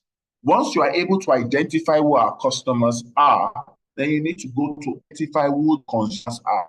Now, the trick about it is that the consumers can bring you to your customers, and your customers can drive you out of your consumers. But then beyond that, you need to identify who are your comrades. In the school space, you have comrades. And for you to be able to identify how to get to your destination faster, you need comrades to come on board. These are people that you have alliances with because you share a common need, a common thing, or a common goal. And once that is done, comrades move on. You need to also be able to identify who your ticks are, and then think mind intelligence on what they see, what they say, and what they give as feedback, right? Now, once we're able to understand this, that gives us the readiness to embrace the shift we all said we're ready to be able to articulate, to be able to know what to do, so that we don't waste energy and investment in adoption of just ideas. Oh, I saw a school in Ikeja. That school uses split AC instead of window AC. And because of that, I think I should use split AC in my class. Now, that's just an example. It's not something it's an idea, but ideas are meant to be very, very contextualized to your brand. Therefore, we cannot just do these things outside of context. That's the idea of what I'm trying to share. So getting ready to master economy, you need to even ask yourself, what are the levels in this economy? Number one level is your routine or operational economy. Number two is your market economy. Number three is your growth economy. So there's a kind of money based on the production or the value that your school can evolve into that ties to growth. Then there's the most available one, which is the regular, where you're talking about the market economy, the capacity of the size of the market itself. Because you can't do business outside of the business market. A lot of people fail to get to understand that. Let's imagine that you have 20 schools on your street. How many students do you think you get which will be the 21st school in that street? So you have to think about what the size of market is, right? And then begin to think about how you can grow your school economy. Another word for economy can also be your school revenue. Understand, growing your economy as a school is a must. Please comment that in the comment section. Please type it, say growing our school revenue or growing our school economy is a must. It's a must. It's a must. Please, I want to see it. It's a must. It's a must. Is a must. Fantastic. So now, in taking a step further of time, let me run some pillars and pathway for you to look into. So the first one is that for everyone thinking about new revenue streams beyond the traditional approach, you have to look at the first pillar. What the first pillar is called the problem pillar. Are there problems that you have, or that schools have, or that parents have, or that children have? And you are looking at the problem, and it's either you are having a solution to the problem, or you are having a solution to prevent the problem. So when you think about a problem, can anybody give me a problem? Let's make it practical, right? Give me a problem. Anybody? I want to work with a problem. So we can look at how to grow our school economy from the problem. What problems? Give me an example, a problem parents have, or a problem that you feel children have. Decline in student enrollment is not a parent problem. Let's look at social media over engagement for teenagers. Fantastic, that's a good one. Reading ability, fantastic, that's a good one. Now the truth about it is that, let's even take the one from Treasure. Treasure says social media over engagement for teenagers. So what it simply means is that a lot of people don't have alternate experiences or alternate entertainment for children. So think about it. If your school decides to turn its field or its play area into an area adventure park. Now imagine your school is in Aja, and then we'll call it Aja Adventure Park, AAP. Now, what you are saying is that you found out that from the pain of parents, especially when the children are back home, they have nothing but the screens to keep them engaged and to keep them excited. But if your school around the corner, or your school decides to take advantage of a space around the corner and turn that into an adventure park, where there's snooker table, where maybe there's lawn tennis or table tennis, there's the ping pong or the ring kind of thing, things that they can do that they don't have to be stuck on the TV. Now, what that does is that you've created an enterprise from the problem of your maybe parents. And if you put a very good approach to it with sound business principles, people will subscribe to that, yes or no. Can I get an answer very quickly? Any response? Yes. Not tied to your school, this is tied to the area, then it means that you have an extended economy you're exposed to. So children that attend your school can be a part of it. Children of people outside your immediate membership or subscription will be a part of it. And in some cases, that is the experience people need to have of your brand. But the ties to your brand. What happens?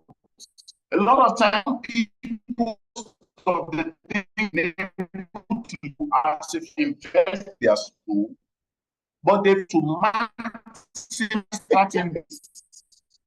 Some other people reason they are not investing in that because they've taxed their school side suitability, what the economy should.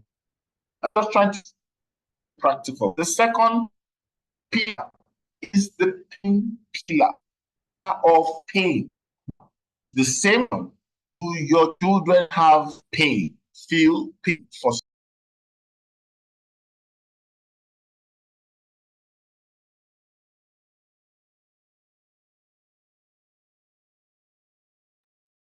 I think his internet. Okay, he's back. Welcome back, sir. You're muted if you're speaking, sir.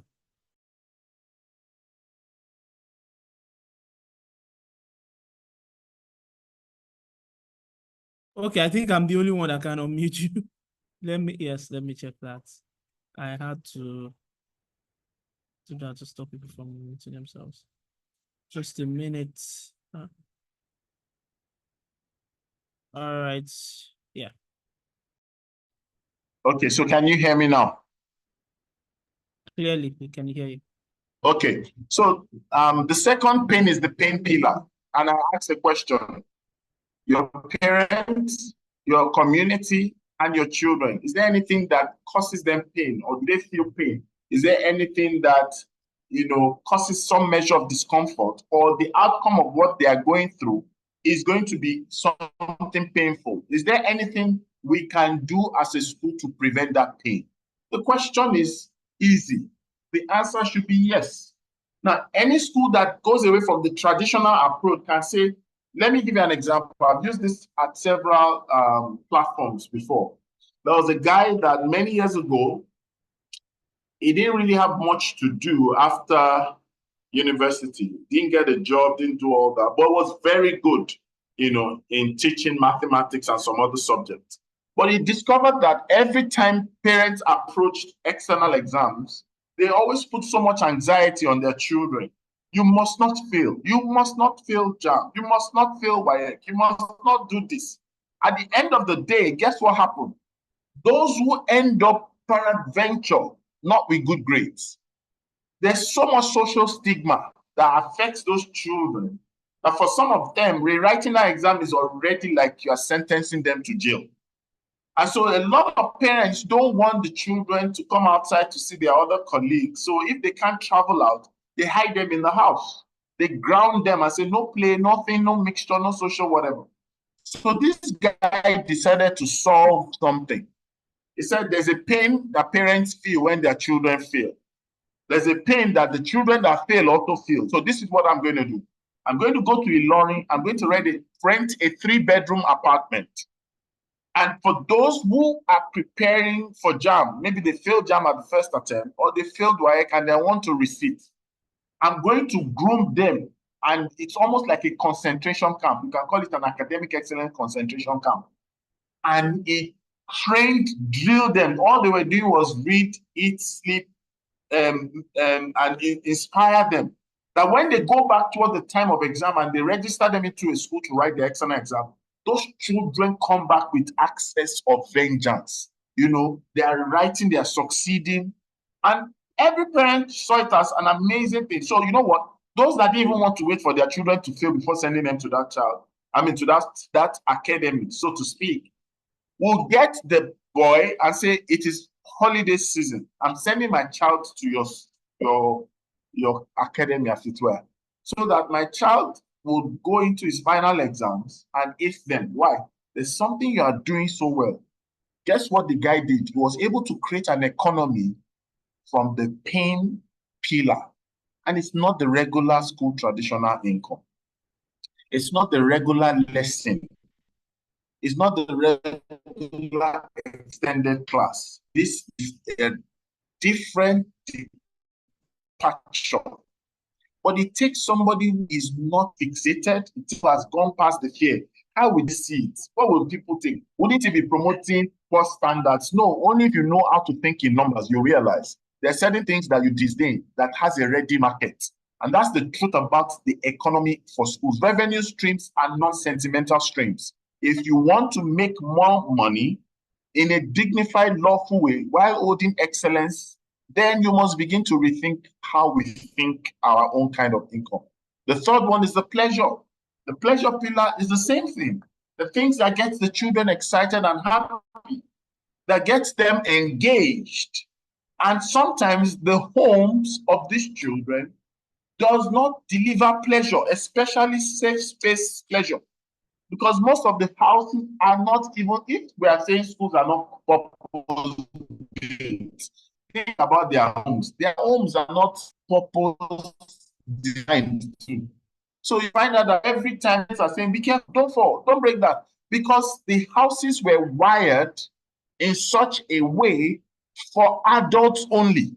But think about someone who's able to have a pleasure park, or who's able to have, Saturday hangouts, or who's able to have a holding space. Now, I don't want to give you ideas. And let me tell you why I am saying that. Because there are limitless ways to do this. We need people who will go from the average departure of traditional thinking.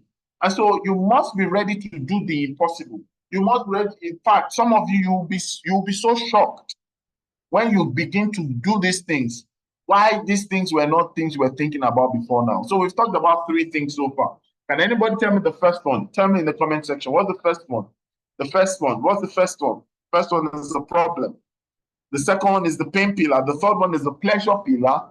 The fourth one is a platform. Platforms today are making so much possibility happen for the smallest of ideas. Look at how beautiful this Zoom platform has made possible all of us speaking together without necessarily coming under a particular roof, right? Everyone is connected just because of the Zoom platform. The same thing when you think about your response to departure of traditional revenue streams.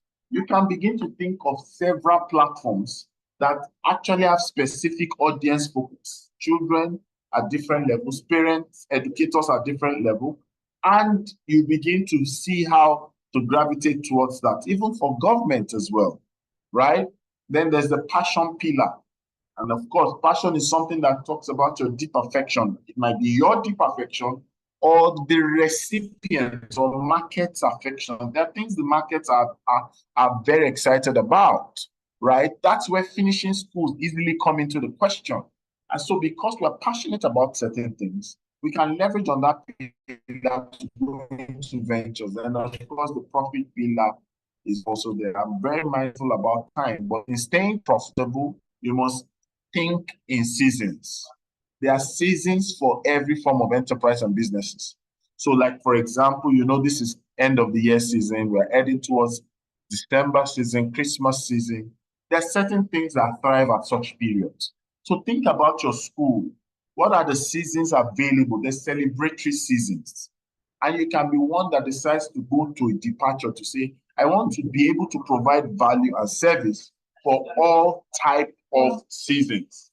Then you have what you call a growth budget. And in that regard, you must begin to think about having a budget that sponsors growth.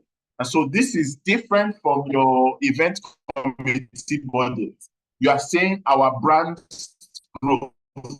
There's a budget towards the growth. Sometimes the budget might mean that you are creating the possibilities for the school and its representatives to meet more people, meet new people, meet valuable people, so that partnerships and alliances can easily be formed. These are the few things that you can easily do.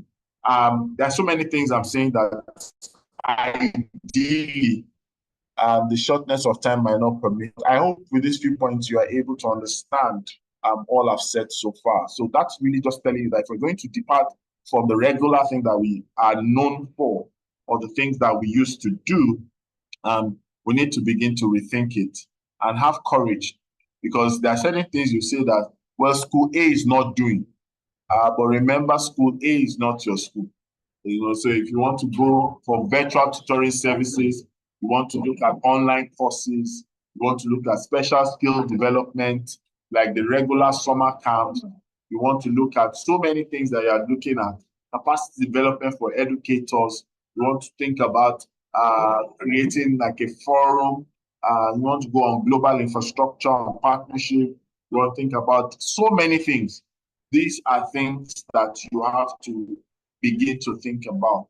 And of course, like I think it was Kudus or someone that said something about grants. You also know that these are also things that you can do. So there are limited funding or utilized funding that are available to us as educators. And if we do this very well, I'm sure it will give us the best of approach. So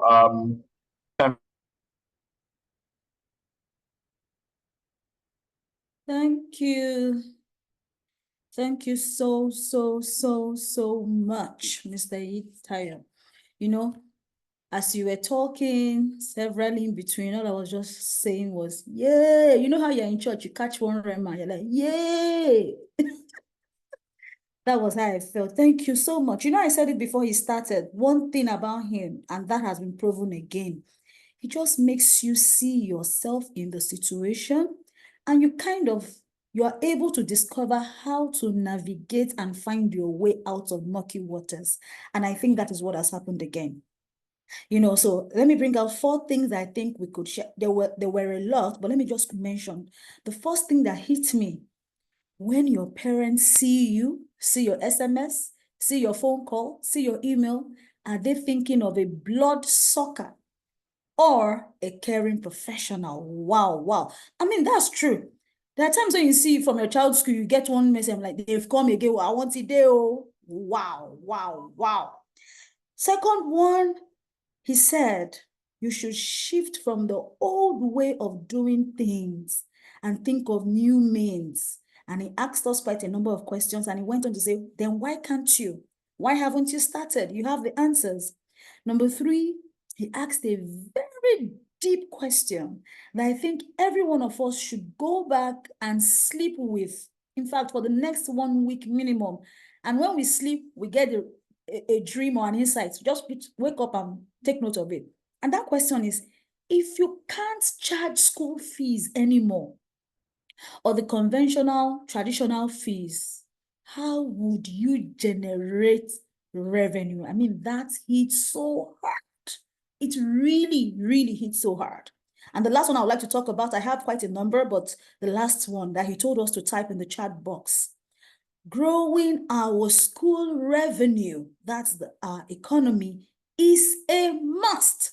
So enough of saying, I'm tired, I'm frustrated, school business is not doing well again. But the financial analyst will tell you, invest in a valuable product, and children are always being born in Nigeria. So education is valuable. We just need to change with the times and do things differently. Mr. Eyitayo, you've done it again. Thank you so much. Thank you so much. That's the least I can say. Personally, for School Inca, for my personal self, I know we're going back to the drawing board, and I believe every other school owner is doing the same thing. Finally, we're coming to the 3rd session. Please, if you have been dozing, if you're a woman like me, you've been moving out of the kitchen, please turn off your burner and just sit still, because the next speaker is someone who is practicing running finances for schools. You know, most of us school owners, we just studied education, and the next thing, oh, I've been teaching for 20 years, let me start a school. She is the accounts manager of one of the top thriving international schools in Lagos, Nigeria. And she will be sharing with us practical tips. Please, I hope we're putting down our questions, because she'll be sharing with us practical tips on how to work with our expenses, generate revenue, everything that Mr. Opesan had said, Mr. Eyitayo has said. By the time the revenue is flocking in and you don't know how to manage it, before you know it, the person will be back to square one. So you need to be very attentive at this point. At this point, we'll be having session 3, operational efficiency, maximizing profitability through cost-effective school management. And this will be taken by Sarat Bamigbade, the accounts manager of Bridge House College. I'll be reading her profile now. Sarat Bamigbade is a chartered accountant with extensive experience in financial management, budgeting, and corporate accounting. Currently serving as the account manager at Bridge House College, she oversees the bursary activities, supervises the administration of receipts and payments, manages the college's cash flow, and prepares financial accounts. Her role includes liaising with tax authorities. All your tax issues, please start writing your questions down. and ensuring smooth financial operations at the college. With a strong foundation in accounting from her bachelor's and master's degrees, Sarat has developed expertise in the use of various accounting software, including Xero, QuickBooks, Peachtree, Sage 200 Evolution, and VT Transaction Plus. She also has significant experience in preparing financial statements, managing reconciliations, payroll processing, and resolving financial complaints. Without much ado, I'll open the floor now to Sarat Bamigbade for her session. You're welcome, ma'am. Thank you very much.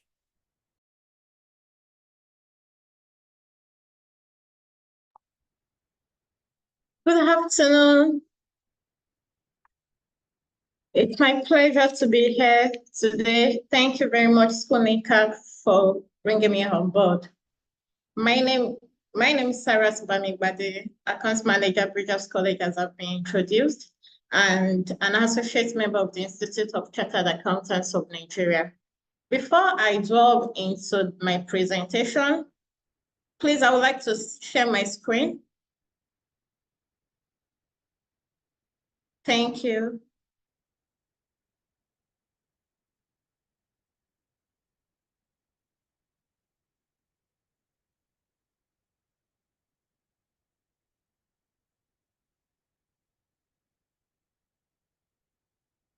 Before I delve into my presentation on maximizing profitability through cost-effective school management, I would like to acknowledge the insightful sections we've had so far, building sustainable schools and also exploring new revenue stream. Thank you, Mr. Opesan and Mr. Rotimi, Eyitayo. Their presentation have indeed enlightened us on strategies to ensure school operations remain viable. Building on their valuable points we've had today, my presentation will focus on how school can manage cost effectively to maximize profitability. And to do justice to our topic, it is crucial that we first understand the economic landscape affecting schools, where we are and why we are there. This will give us understanding into the current economic realities and give us better ways of managing costs in school, because cost management is not just a goal, but also a necessity for sustainability.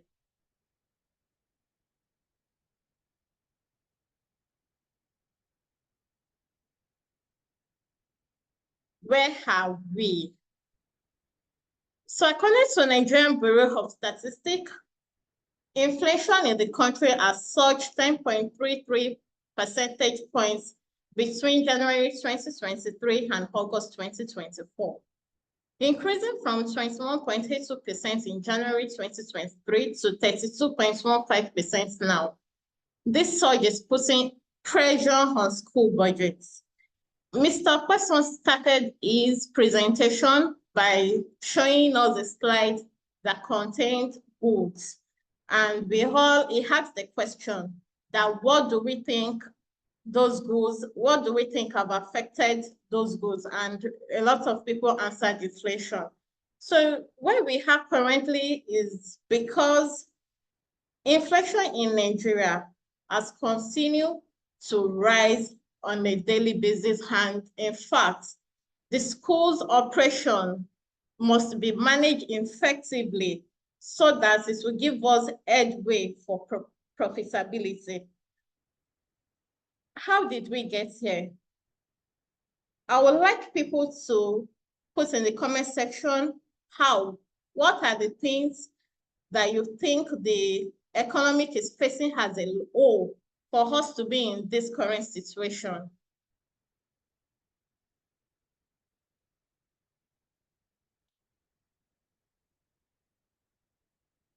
Anyone?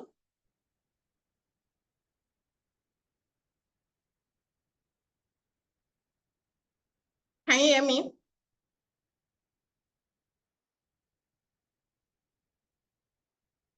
Can you hear me?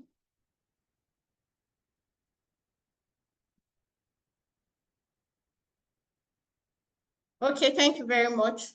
So let me consider. Okay, thank you. Low productivity in food production. Yes, thank you. I want more responses. Economic policies that have affected Nigeria as a whole.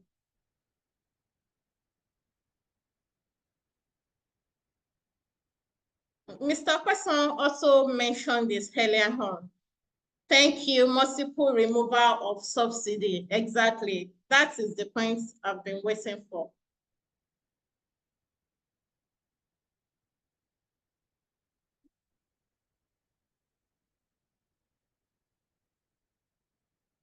The challenges we face have worsened primarily due to two significant policy shifts. We have the deregulation of foreign exchange markets and the downstream sector of petroleum industry. The cessation of subsidy in these two areas has had impacts on Nigerian operations.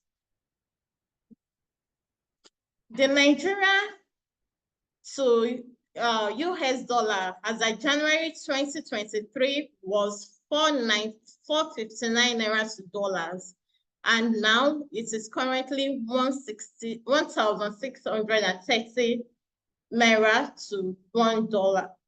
So this is about 254% increase, and also the petroleum, and also the fuel pump.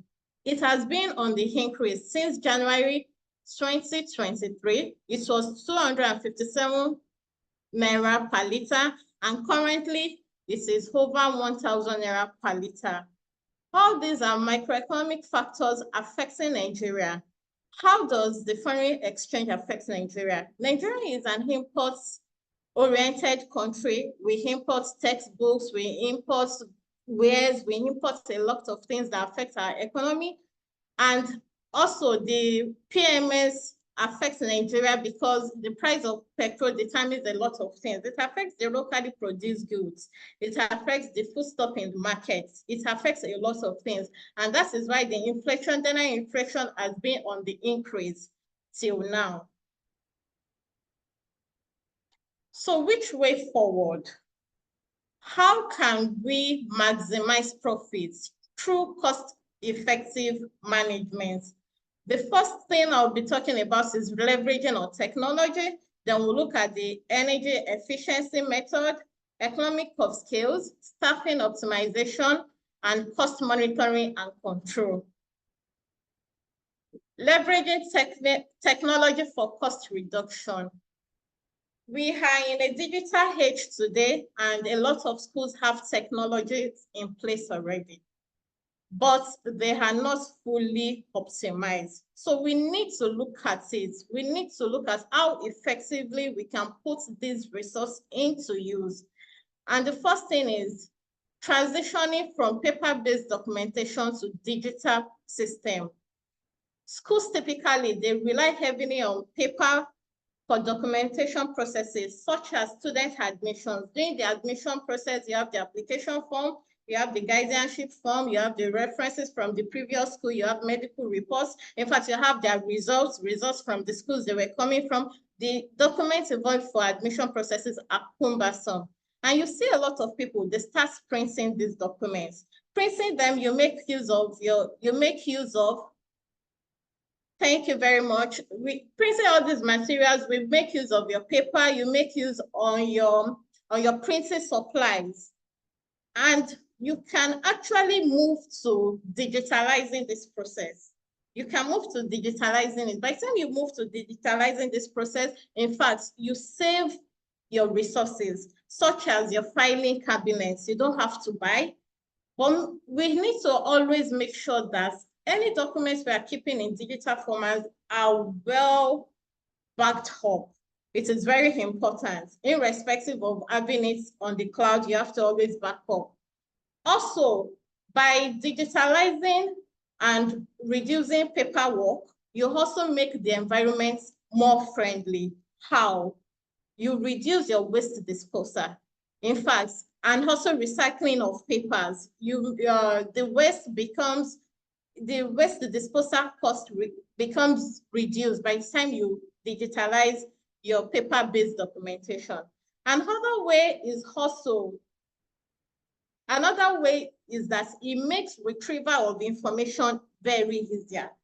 By the time you have your documents digitalized, it saves you time to start searching for documents. It also saves administrative time. How? It streamlines communication within the organization. Staff do not have to move from one office to another for approvals to gather information. You can always send it by your Teams, your email, and all. This saves administrative time, and staff are able to use their time for more productive activities.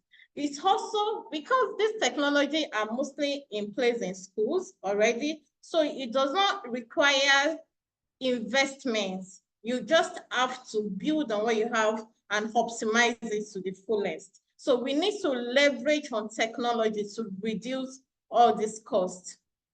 The second point will be energy efficiency. Energy cost is one of the highest operational schools every schools are incurring, and it is even alarming with the part subsidy that was removed. It has caused increase in tariff. So what do we look at? A lot of schools are on band A, band B, band C.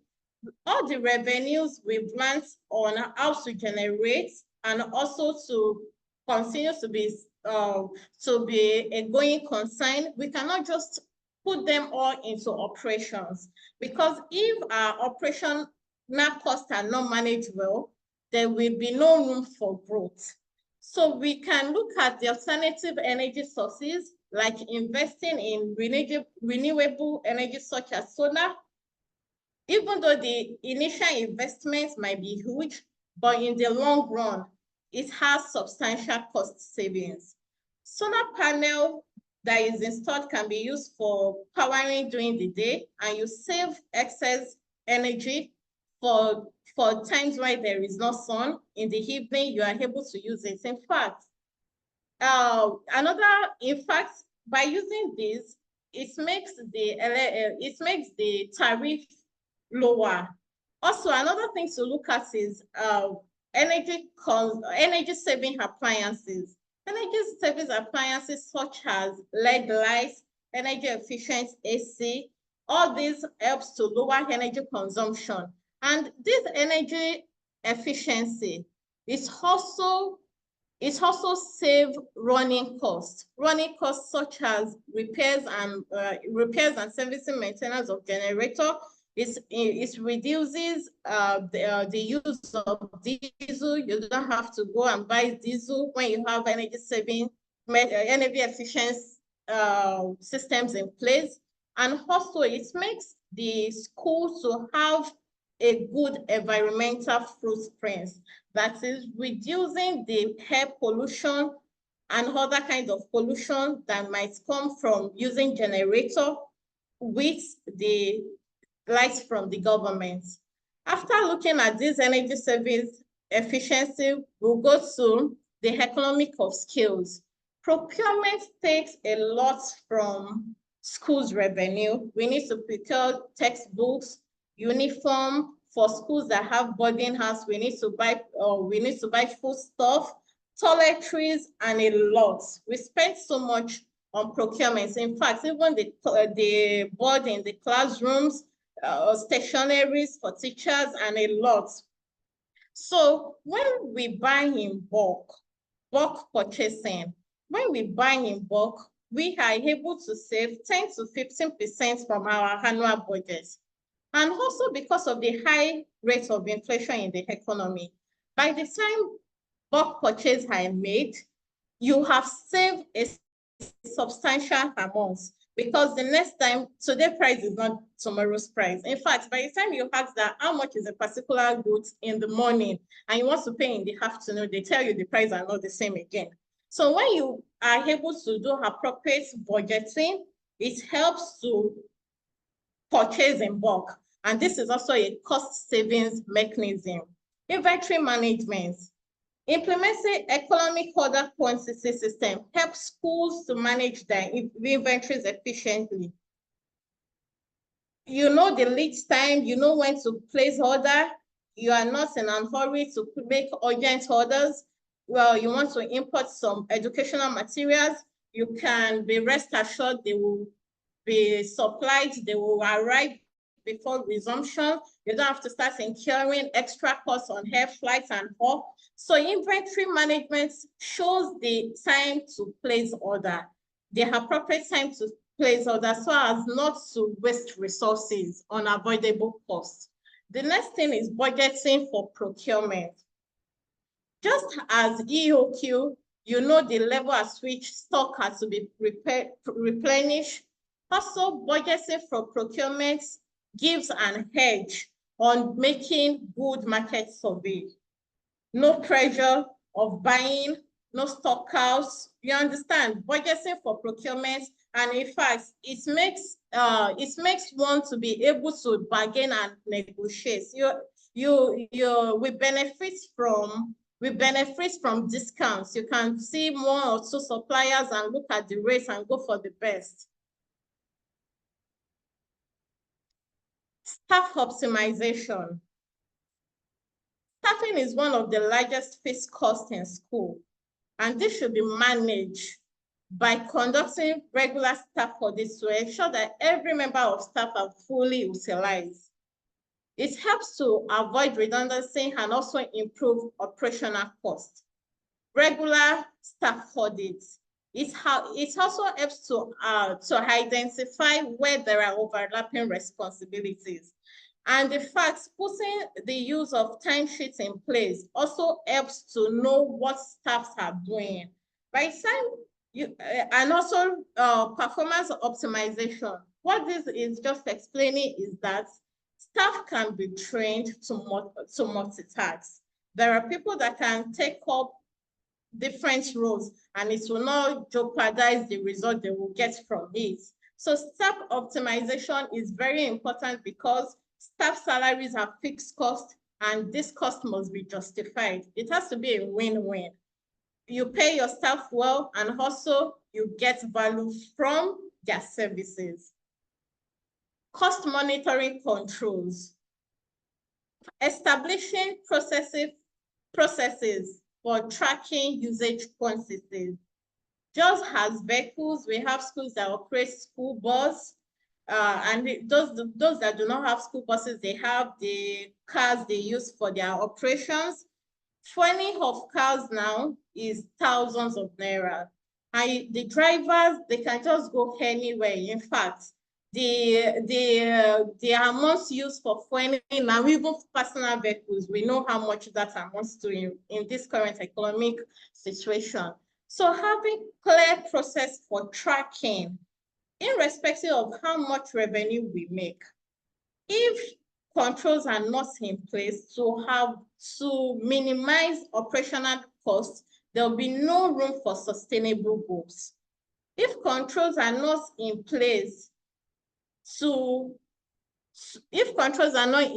to adequately capture what the operations are like, it will be difficult to budget. And also standardizing processes. Standardizing processes helps in making informed decisions. It helps accountability. After mentioning all these points, I would like to know some other costs schools incur and ways. I want people to tell me some other costs they incur in their school. They are very huge, and ways by which you think this cost can be optimized.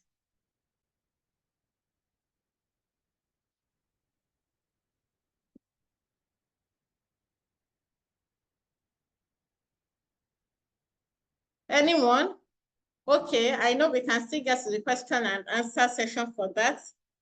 But with the current economic environment schools find themselves, increasing revenue must be justified. But if revenue had increased, we need to ensure that operations are more efficient. How do we make our operations to be more efficient? We leverage on technology. We have the technologies in place. Please, let's maximize their utilization. Let's embrace on efficiency, energy. Let's also optimize our procurement processes, carry out regular staff audits. Thank you very much. Huge cost of maintaining school buses. As I mentioned earlier, drivers, let them have their log books, know where they are going. In fact, this even helps to track, it helps to reduce the cost of servicing the vehicle, because you just send some people out and they start going on their own personal errands. Thank you. And also, staff productivity. All these are factors that help to maximize profitability without compromising on quality.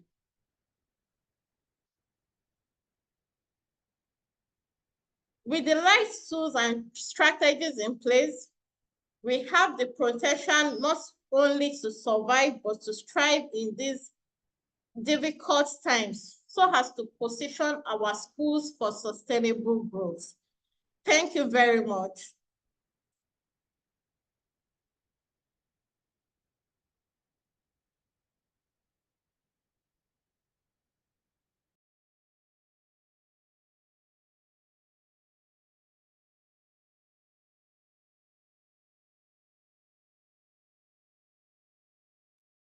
Thank you very much, ma'am. Thank you so much. Your session was very insightful, and I believe that every school leader here could resonate with every single point that you made. You know, some of the key things that I have as takeaways are, number one, we should begin to incorporate technology. And there's something you said. A lot of us have the minimum requirements of what technology can do. We should actually begin to use them. I mean, that's really sunk in and rang a bell for me, because as simple as your G Suite, your Google Suite, there's so much you can do with it. You know, when school owners begin to hear technology, they're thinking, oh, when will I have money to get an LMS and all that? But even Mr. Opesan made the same point when he was speaking, that everybody is getting, you know, this device, this whatever. Is it a need for me for now? My clientele are different, my environment, you know, is different, and all of those. And you really hit hard on that. With the little we have, with the Microsoft package we have, with the access to Google Suite we have, we can actually just not mouth the fact that we have basic technological tools. We can begin to use it. It saves time when you hold your meetings online. It saves cost. I mean, if you're always calling parents for physical meetings, I mean, the cost of even running energy, the cost of giving them refreshments, and if you do it online within 1 hour, then the comfort of their homes, I mean, it saves a whole lot. And, you know, that was really a big one for me. You spoke about we being eco-friendly and using renewable energy. And at this point, I would like to mention to school owners, no matter the size of your school, you can key in. You know, don't think until you have money to buy a large inverter, you have money to buy. Do you know that you can have rechargeable fans and bulbs in your classrooms, even if you're in a remote area, you're in a small school? Yes, I know a school that has rechargeable fans. So they scarcely use gen. Even before now, like from 4 or 5 years ago, it was in the picture that power was a big issue in running businesses in Nigeria. So every class has a recharge. It's a small, cute school. Every class has a rechargeable fan. When the normal power is off, they switch to that. All the bulbs are rechargeable bulbs and all of those kind of stuff. So that was really good, and it helps to reduce cost and build an eco-friendly environment. We know everything we talk about, the ozone layer depletion today, global climate change and all of that. So that was good. And you spoke about okay, and you spoke about procurement, economics of scale, to ensure we buy things at the right time. I mean, that's a profound one. Most school owners, I don't know why. I mean, with the planning, we're waiting for November, last week of November, first week of December to buy things for Christmas party. And by then, the Christmas prices would have, you know, come in. You're going to resume in September. Why don't you start ordering for textbooks from March and all that, you know, to reduce costs? You know, you talk about logging in, even if you don't have the automated version, even if it's the books, you know, the monitoring, everything. Thank you so much. And I believe that all our audience members we'll be able to, you know, pick a lot from that and begin to utilize them. I already see questions on the platform. And, you know, I said, Madam Sarat, your own session, you know, is more, I mean, school leaders can resonate. I see a question there. What tech tool can be used for receipts? What tech tool can be used for receipts? Then prior to this time, I also had a question, since it's for Mrs. Sarat. I would just ask so that you would quickly attend to both. We know that staff salaries is a big deal. I mean, everybody wants to live a better life. The major reason most people don't want to be teachers in Nigeria is because teachers are not well remunerated. Now, you talked about maximizing the potential. Yes. So in case of a school where you have most of these teachers, they are fantastic. And you know that if they dare leave the school, you know the impact it would make on the school. And there's this constant demand for more, I mean, which is understandable. The cost of transportation to school, the cost of goods and services are high, but the school is not having revenue. And these are key people. They know their onions, they can multitask, they are actually good on their job. But the school revenue is not able to accommodate what they are requesting. And the school has a risk of losing them to competitors who can pay them more. What should that school owner do to salvage the situation? You know, so these are two questions someone asked on the platform. Please, at this point, let's begin to drop our questions on the platform. We'll be taking it up from there, and our different speakers who have done so well today will be answering our questions. You know, so Madam Sarat, you have the floor. Thank you.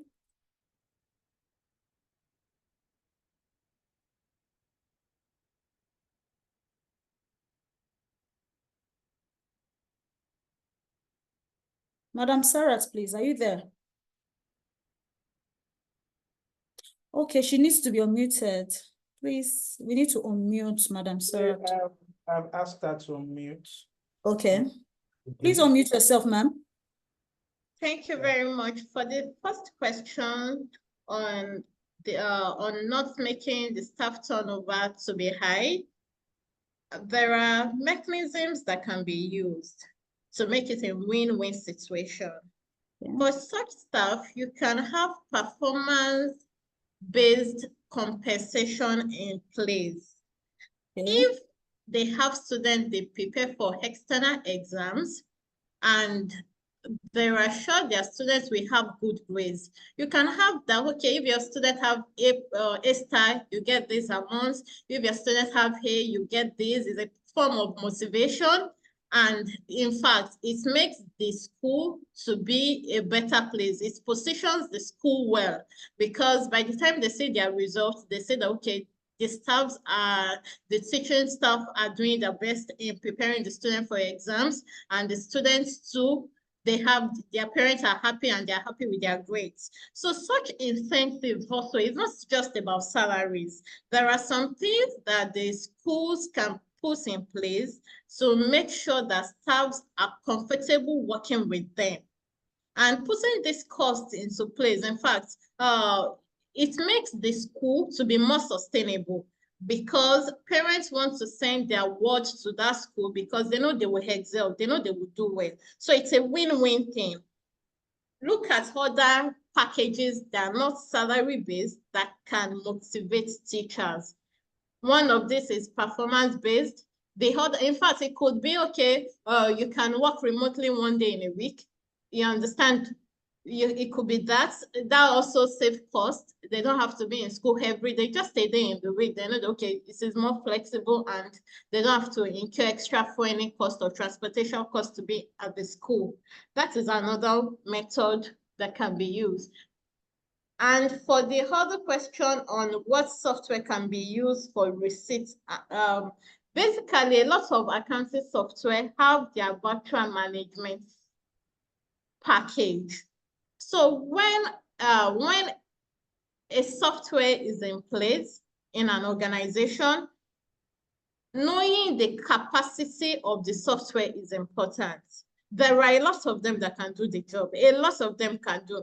And, you know, the computer is basically garbage in, garbage out. This is what you put in that you get. In fact, and that's why I said optimizing technology. A lot of things already exist. If you have technologies in place, look for the tech person that would be able to explain what each module of the technology can do. So that by the time you know what you can do, you review your processes. You know that, okay, what are we doing at the moment? And it gives you edge to leverage on what you are not doing yet, that you can actually optimize from your current system. It doesn't necessarily mean you need to procure another system. It does not necessarily mean that, because that is an additional cost. But you might need to procure a new system if you do not have any technology in place to cater for this. Thank you very much. I hope that answers the questions. And if you need further clarification, you can please let me know. Okay, thank you so much. I think it did. For the one I asked, yes, it did. Please, let's have our questions in the chat room, just for purpose of orderliness. If we have it up there, I could read them. So while we're trying to, put in our questions, I still have some more questions that I was able, to get, that I would ask our facilitators. Once again, I really want to thank you, Mr. Opesan, for your wonderful session, Mr. Eyitayo Rotimi for your thought-provoking session, and Mrs. Sarat Bamigbade for your practical, everyday, realistic methods given during your own session that would help. Now, I have a question. I think that while we're trying to put our questions, I have one question here with me, and Mrs. Sarat spoke about that, but I would like to hear Mr. Opesan's view on this.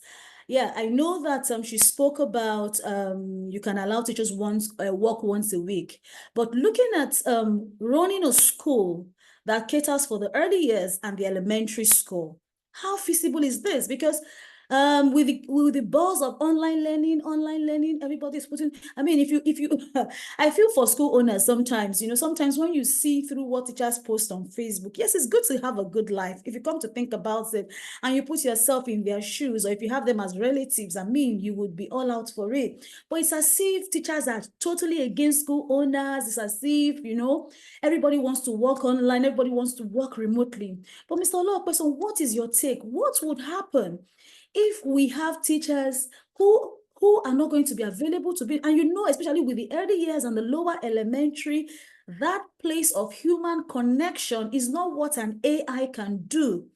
How do you advise a school owner to be able to handle? I mean, as we're talking here, a school administrator just sent me a message that someone that she's been, looking forward to having for interview. I mean, this is real now. Said, oh, she's only available for online teaching. For part-time teaching. She won't be able to take on a full-time job. I mean, and that's somebody she's been looking forward to. Okay, we're going to have someone up on Monday to take the vacant position in class. So what should school owners and leaders that work with early years and elementary be able to do in this regard? Then another point I would like you to speak on, sir. Okay, Mr. Opesan would want us to unmute him. Another point I want to speak on is partnership for schools. Yeah, I'm an educationist, and I don't really have experience in other industries. But, being a learned person, I know that, most businesses thrive, banking, other industries, production and all that, on partnerships. But from my years of experience in the education sector, most often than not, most times when partners come together to form a school, that school does not stand the test of time. Most especially from my own findings is because the school business is what I like to refer to like a cocoa plant. For years, you're investing, they're not having returns. And before you know it, there's issue with the partners and they're separated. What is your advice regarding school owners that want to begin to consider partnership in running and owning schools, as well as the case of part-time teaching for early years and lower elementary schools? Thank you. Thank you very much. Well, it's the way of the world. It's where we're going to. For about 10, 15, probably even 20 years now, the writing's been on the wall. COVID just happened to speed things up, but people really like to remain within their comfort zone. I think a year before COVID happened, I think I was at Apen conference and I said, have you started to consider, opening school 3 days a week for students? So you see, many people work from home.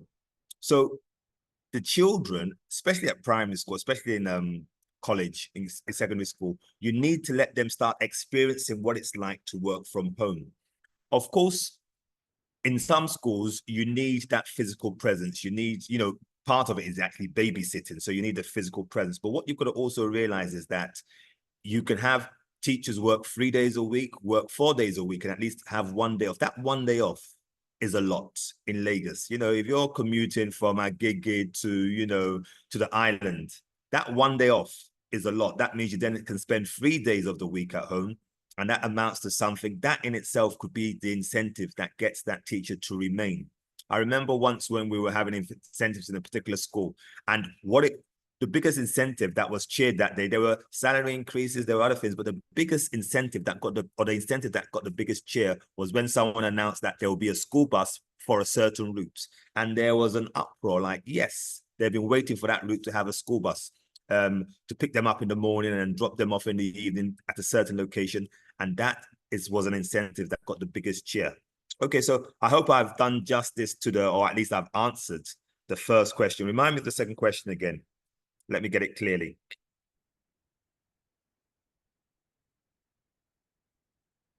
Joy, you had a second question. I've only dealt with the first one to do with working from home or, online learning. Even in the infant school, it can take place. There's just a way of doing it.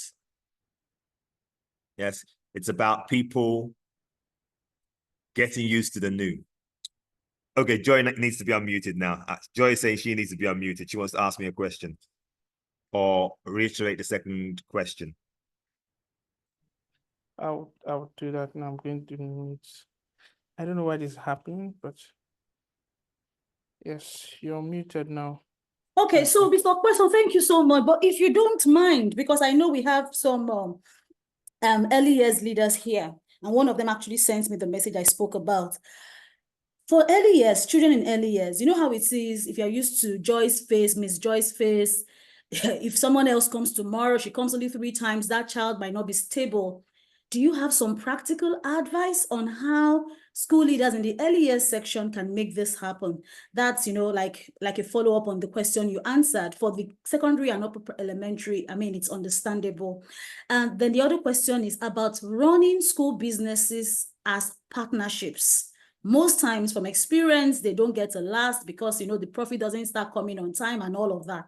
What's your take? What's your advice on partners who want to co-run educational institutions?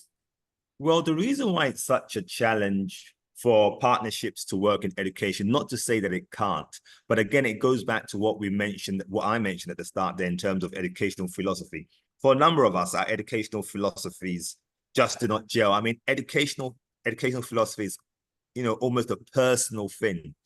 You may have 6 things which are key to you, but that one that doesn't agree. So for example, I was saying to you, I'd take a deliberate stance on if children come to school, students come to school, I would not want to permanently exclude someone. It's the easiest thing to do. Oh, this child has done something that you can't do that in my school. Off you go. But that is someone's child. And for some people, they'll say no, rather than this person infect, if you want, like it's a virus, rather than this person contaminate everyone in the school, let this person be on their way. But that's not really how it works, because it's so much better to be part of someone's success story. It's so much better to be part of someone's turnaround. And that's part of my mission. So in terms of partnerships, it can work. Partnerships between teachers, because I mean, it will be good if more teachers can start to own their schools. And then again, you see, there are other types of partnerships. Partnerships could be that if you've started a school, you get someone to come on board. Because you see, I've had this offer before in a previous school whereby someone said, "Oh, you can give me a discount." And I was saying to a person at the time, it might be worthwhile giving this person a discount. If you have an influencer who has like 20,000 people on social media. Some of them have millions on social media. Do you think if you say, I'm totally waiving your school fees, or at least I'm waiving the what's that? The fee for picking up the form, or registration fee, or whatever, enrollment fee. Sometimes, there's some schools with enrollment fees now up to ₦1 million. Okay, Yeah. so if you waive that for some certain people, and in exchange for, so it's like a quid pro quo. Yes, it's like in kind. So those kind of in-kind partnerships are something we probably need to explore more, so that it can be a win-win for everyone. Okay, thank you so much for that. Okay, we don't have questions. I think the the facilitators have done so much justice, but I have a final one for Mr. Eyitayo. And Mr. Eyitayo, when you were speaking, one of the ways you spoke about being able to, I think, fund this business, it's you spoke about social enterprise. And like I said in my initial comment when I was about to ask the question, most of us, most school owners, are mostly people that, I've just been teaching before I studied education, when we might not be so vast. We might not be so vast in how these things work. Do you mind sharing your thoughts on how, okay, the reason for this question is, many a times we have school owners with big dreams, big vision, and they find that they own schools in areas where most of the parents want a woof. I mean, even if you are bringing coding and robotics, they want it at ridiculously low prices, or a woof. By a woof, I mean free. Now, if you find yourself having a school in that environment, and the reality is that no matter what you say, there's only a limit to which these people, parents can afford. And please, give us practical tips, because sometimes if you say, okay, then go to where they need you, this school owner does not have the funding to get to school in Ikeja GRA or in Lekki Phase 1. This is where she has the facilities. It is what it is. So if we want to explore the social enterprise perspective, how can a school owner look at it? Because many a times we hear grants, and it sounds so easy, like, okay, just write a letter and somebody just throws money at you. I think recently I'm beginning to understand that it goes beyond just writing a mail and somebody just throws money at you. It's deeper than I used to think personally. So what advice would you give to school owners or school leaders who might be contemplating using social enterprise as an alternative method of funding for the education business? Thank you.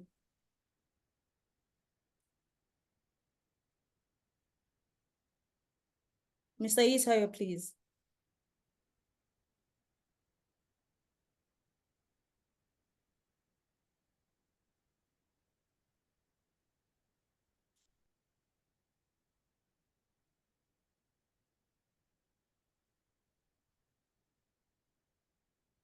Hello?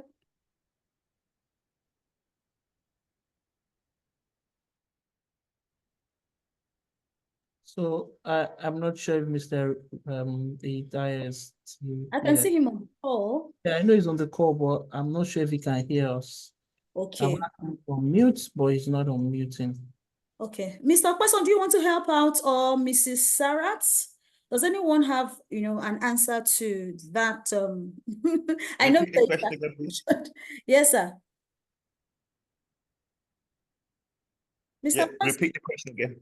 Okay, I said when Mr. Eyitayo was speaking, one of the, alternative methods of getting our economy revenue he spoke about was social enterprise. And I said prior to this time, I personally used to think that, okay, once you just send a mail to one organization, they throw money at you. But recently, I began to see that it goes beyond that. And for most of us educators, school owners, all we know is, most of us, I'm not saying all, we know is teaching, education. If we want to begin to explore that as an alternative method of funding or generating revenue for running a school business, what practical steps or organizations would you recommend, or, how do we go about it to be able to reach out for funding for our schools? Well, you've got to start by having a list of organizations that take education to be serious And then again, once you know the type of children that you're attracting, you could have maybe a 10% quota or a 20% quota for children who may not be able to afford it, who will now be sponsored by some of these organizations. You already have it with some of the well-known companies like Shell and stuff like that. But in this case, it's going to be more of a social entrepreneurial application. So of course, there's UN, there seems to be a lot of money sloshing around with regards to, access to education. And the truth is, I've worked in a school whereby we've had a scholarship scheme, but that was funded by the owner. But some scholarship, there could be a scholarship scheme which could be funded by some of these grants. And it's about knowing the bodies to apply to.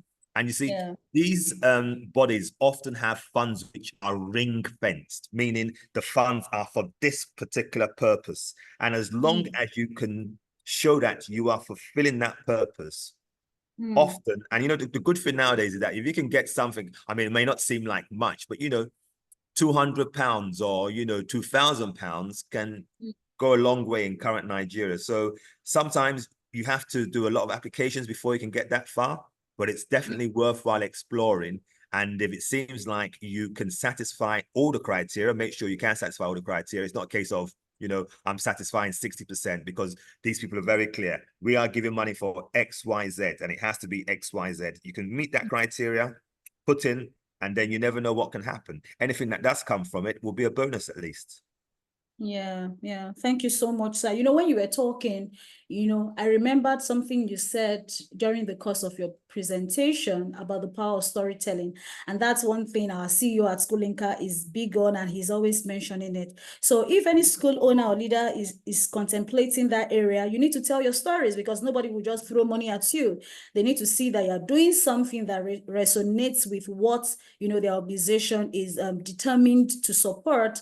And that would be like, it will help to, help you achieve that goal of getting funding. At this point, I really want to say thank you so much to Mr.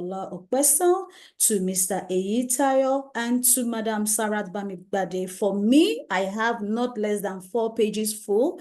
I've really gained from this, and from the interaction of our participants on the platform, I know that this has been a time well spent on a weekend. Thank you so much. And I'll be handing over to the CEO of Schoolinka, Mr. Oluwaseun, at this point. Thank you. Thank you so much, Medupin, and thank you so much, everyone, for staying till this time. And most, especially to our speakers, it's been 2 hours, 30 minutes, or 2 hours, 40 minutes thereabout of so much value that I've gotten.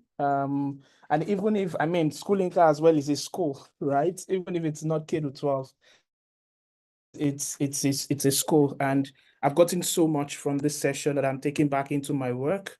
And I'm sure that everybody on the call today as well, we've gotten so much from the call. And of course, I can see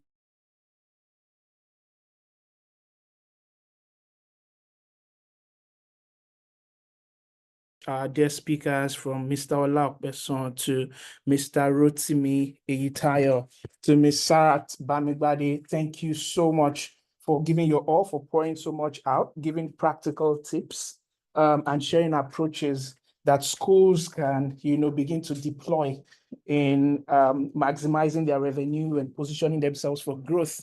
And I think beyond financial growth, even some things you shared today is also going to help a lot, especially with operational efficiency, which of course in turn contributes to financial growth. But at the end of the day, it's not just financial growth, it's also all-round growth for the school. So thank you so much. Thank you so much, SARS. Thank you so much, Ma. And thank you so much to all the school leaders and educators that are on the call today. Really, it's a Saturday, always a busy day for people, especially for educators who have spent Mondays to Fridays in their schools, and then Saturdays when they're meant to rest or party, you still have to join a class again. It's a whole lot of sacrifice. But I want to say thank you so much for being attentive and great listeners. And thank you, Aruna, for the comments. It says, my major note is that every Schoolinka event, whether physical or virtual, always have great line of speakers. Thanks a lot for the opportunity to learn, relearn, and unlearn. Thank you so much for that kind words. I think that's a very good way to end this. So I just want to say that, of course, for those who don't know who Schoolinka is, Of course, there'll be a recorded version of this. When it is ready, we'll let you know, Samuel. So the thing is, for Schoolinka, right? For those who don't know Schoolinka, we are an education technology platform that helps schools, find great teachers. And then, of course, helps teachers become really better, acquire competencies and skills that they can use to fit into the education workforce. And so, I mean, since you've attended our event today, you're already part of our community. And so our upcoming programs and offerings and opportunities are things that you will have access to knowing about. And then if you're interested, you can sign up for all of this. We're also creating a school leaders community of practice, which we're inviting everyone on the call today to join and be a part of. We'll be having roundtables, both virtual and even physical in different cities. So please ensure that you are, actively engaged in the community of practice. We're going to share information about all of this via email as well, to everybody. So please be on the lookout for your email and be a part of our community. And together, let's improve the education, together with our collective effort. So I want to say thank you so much, everyone. I don't want to keep anyone beyond 2:45, so this is 2:42. Thank you so much, and let's have a great weekend ahead. Bye, everyone.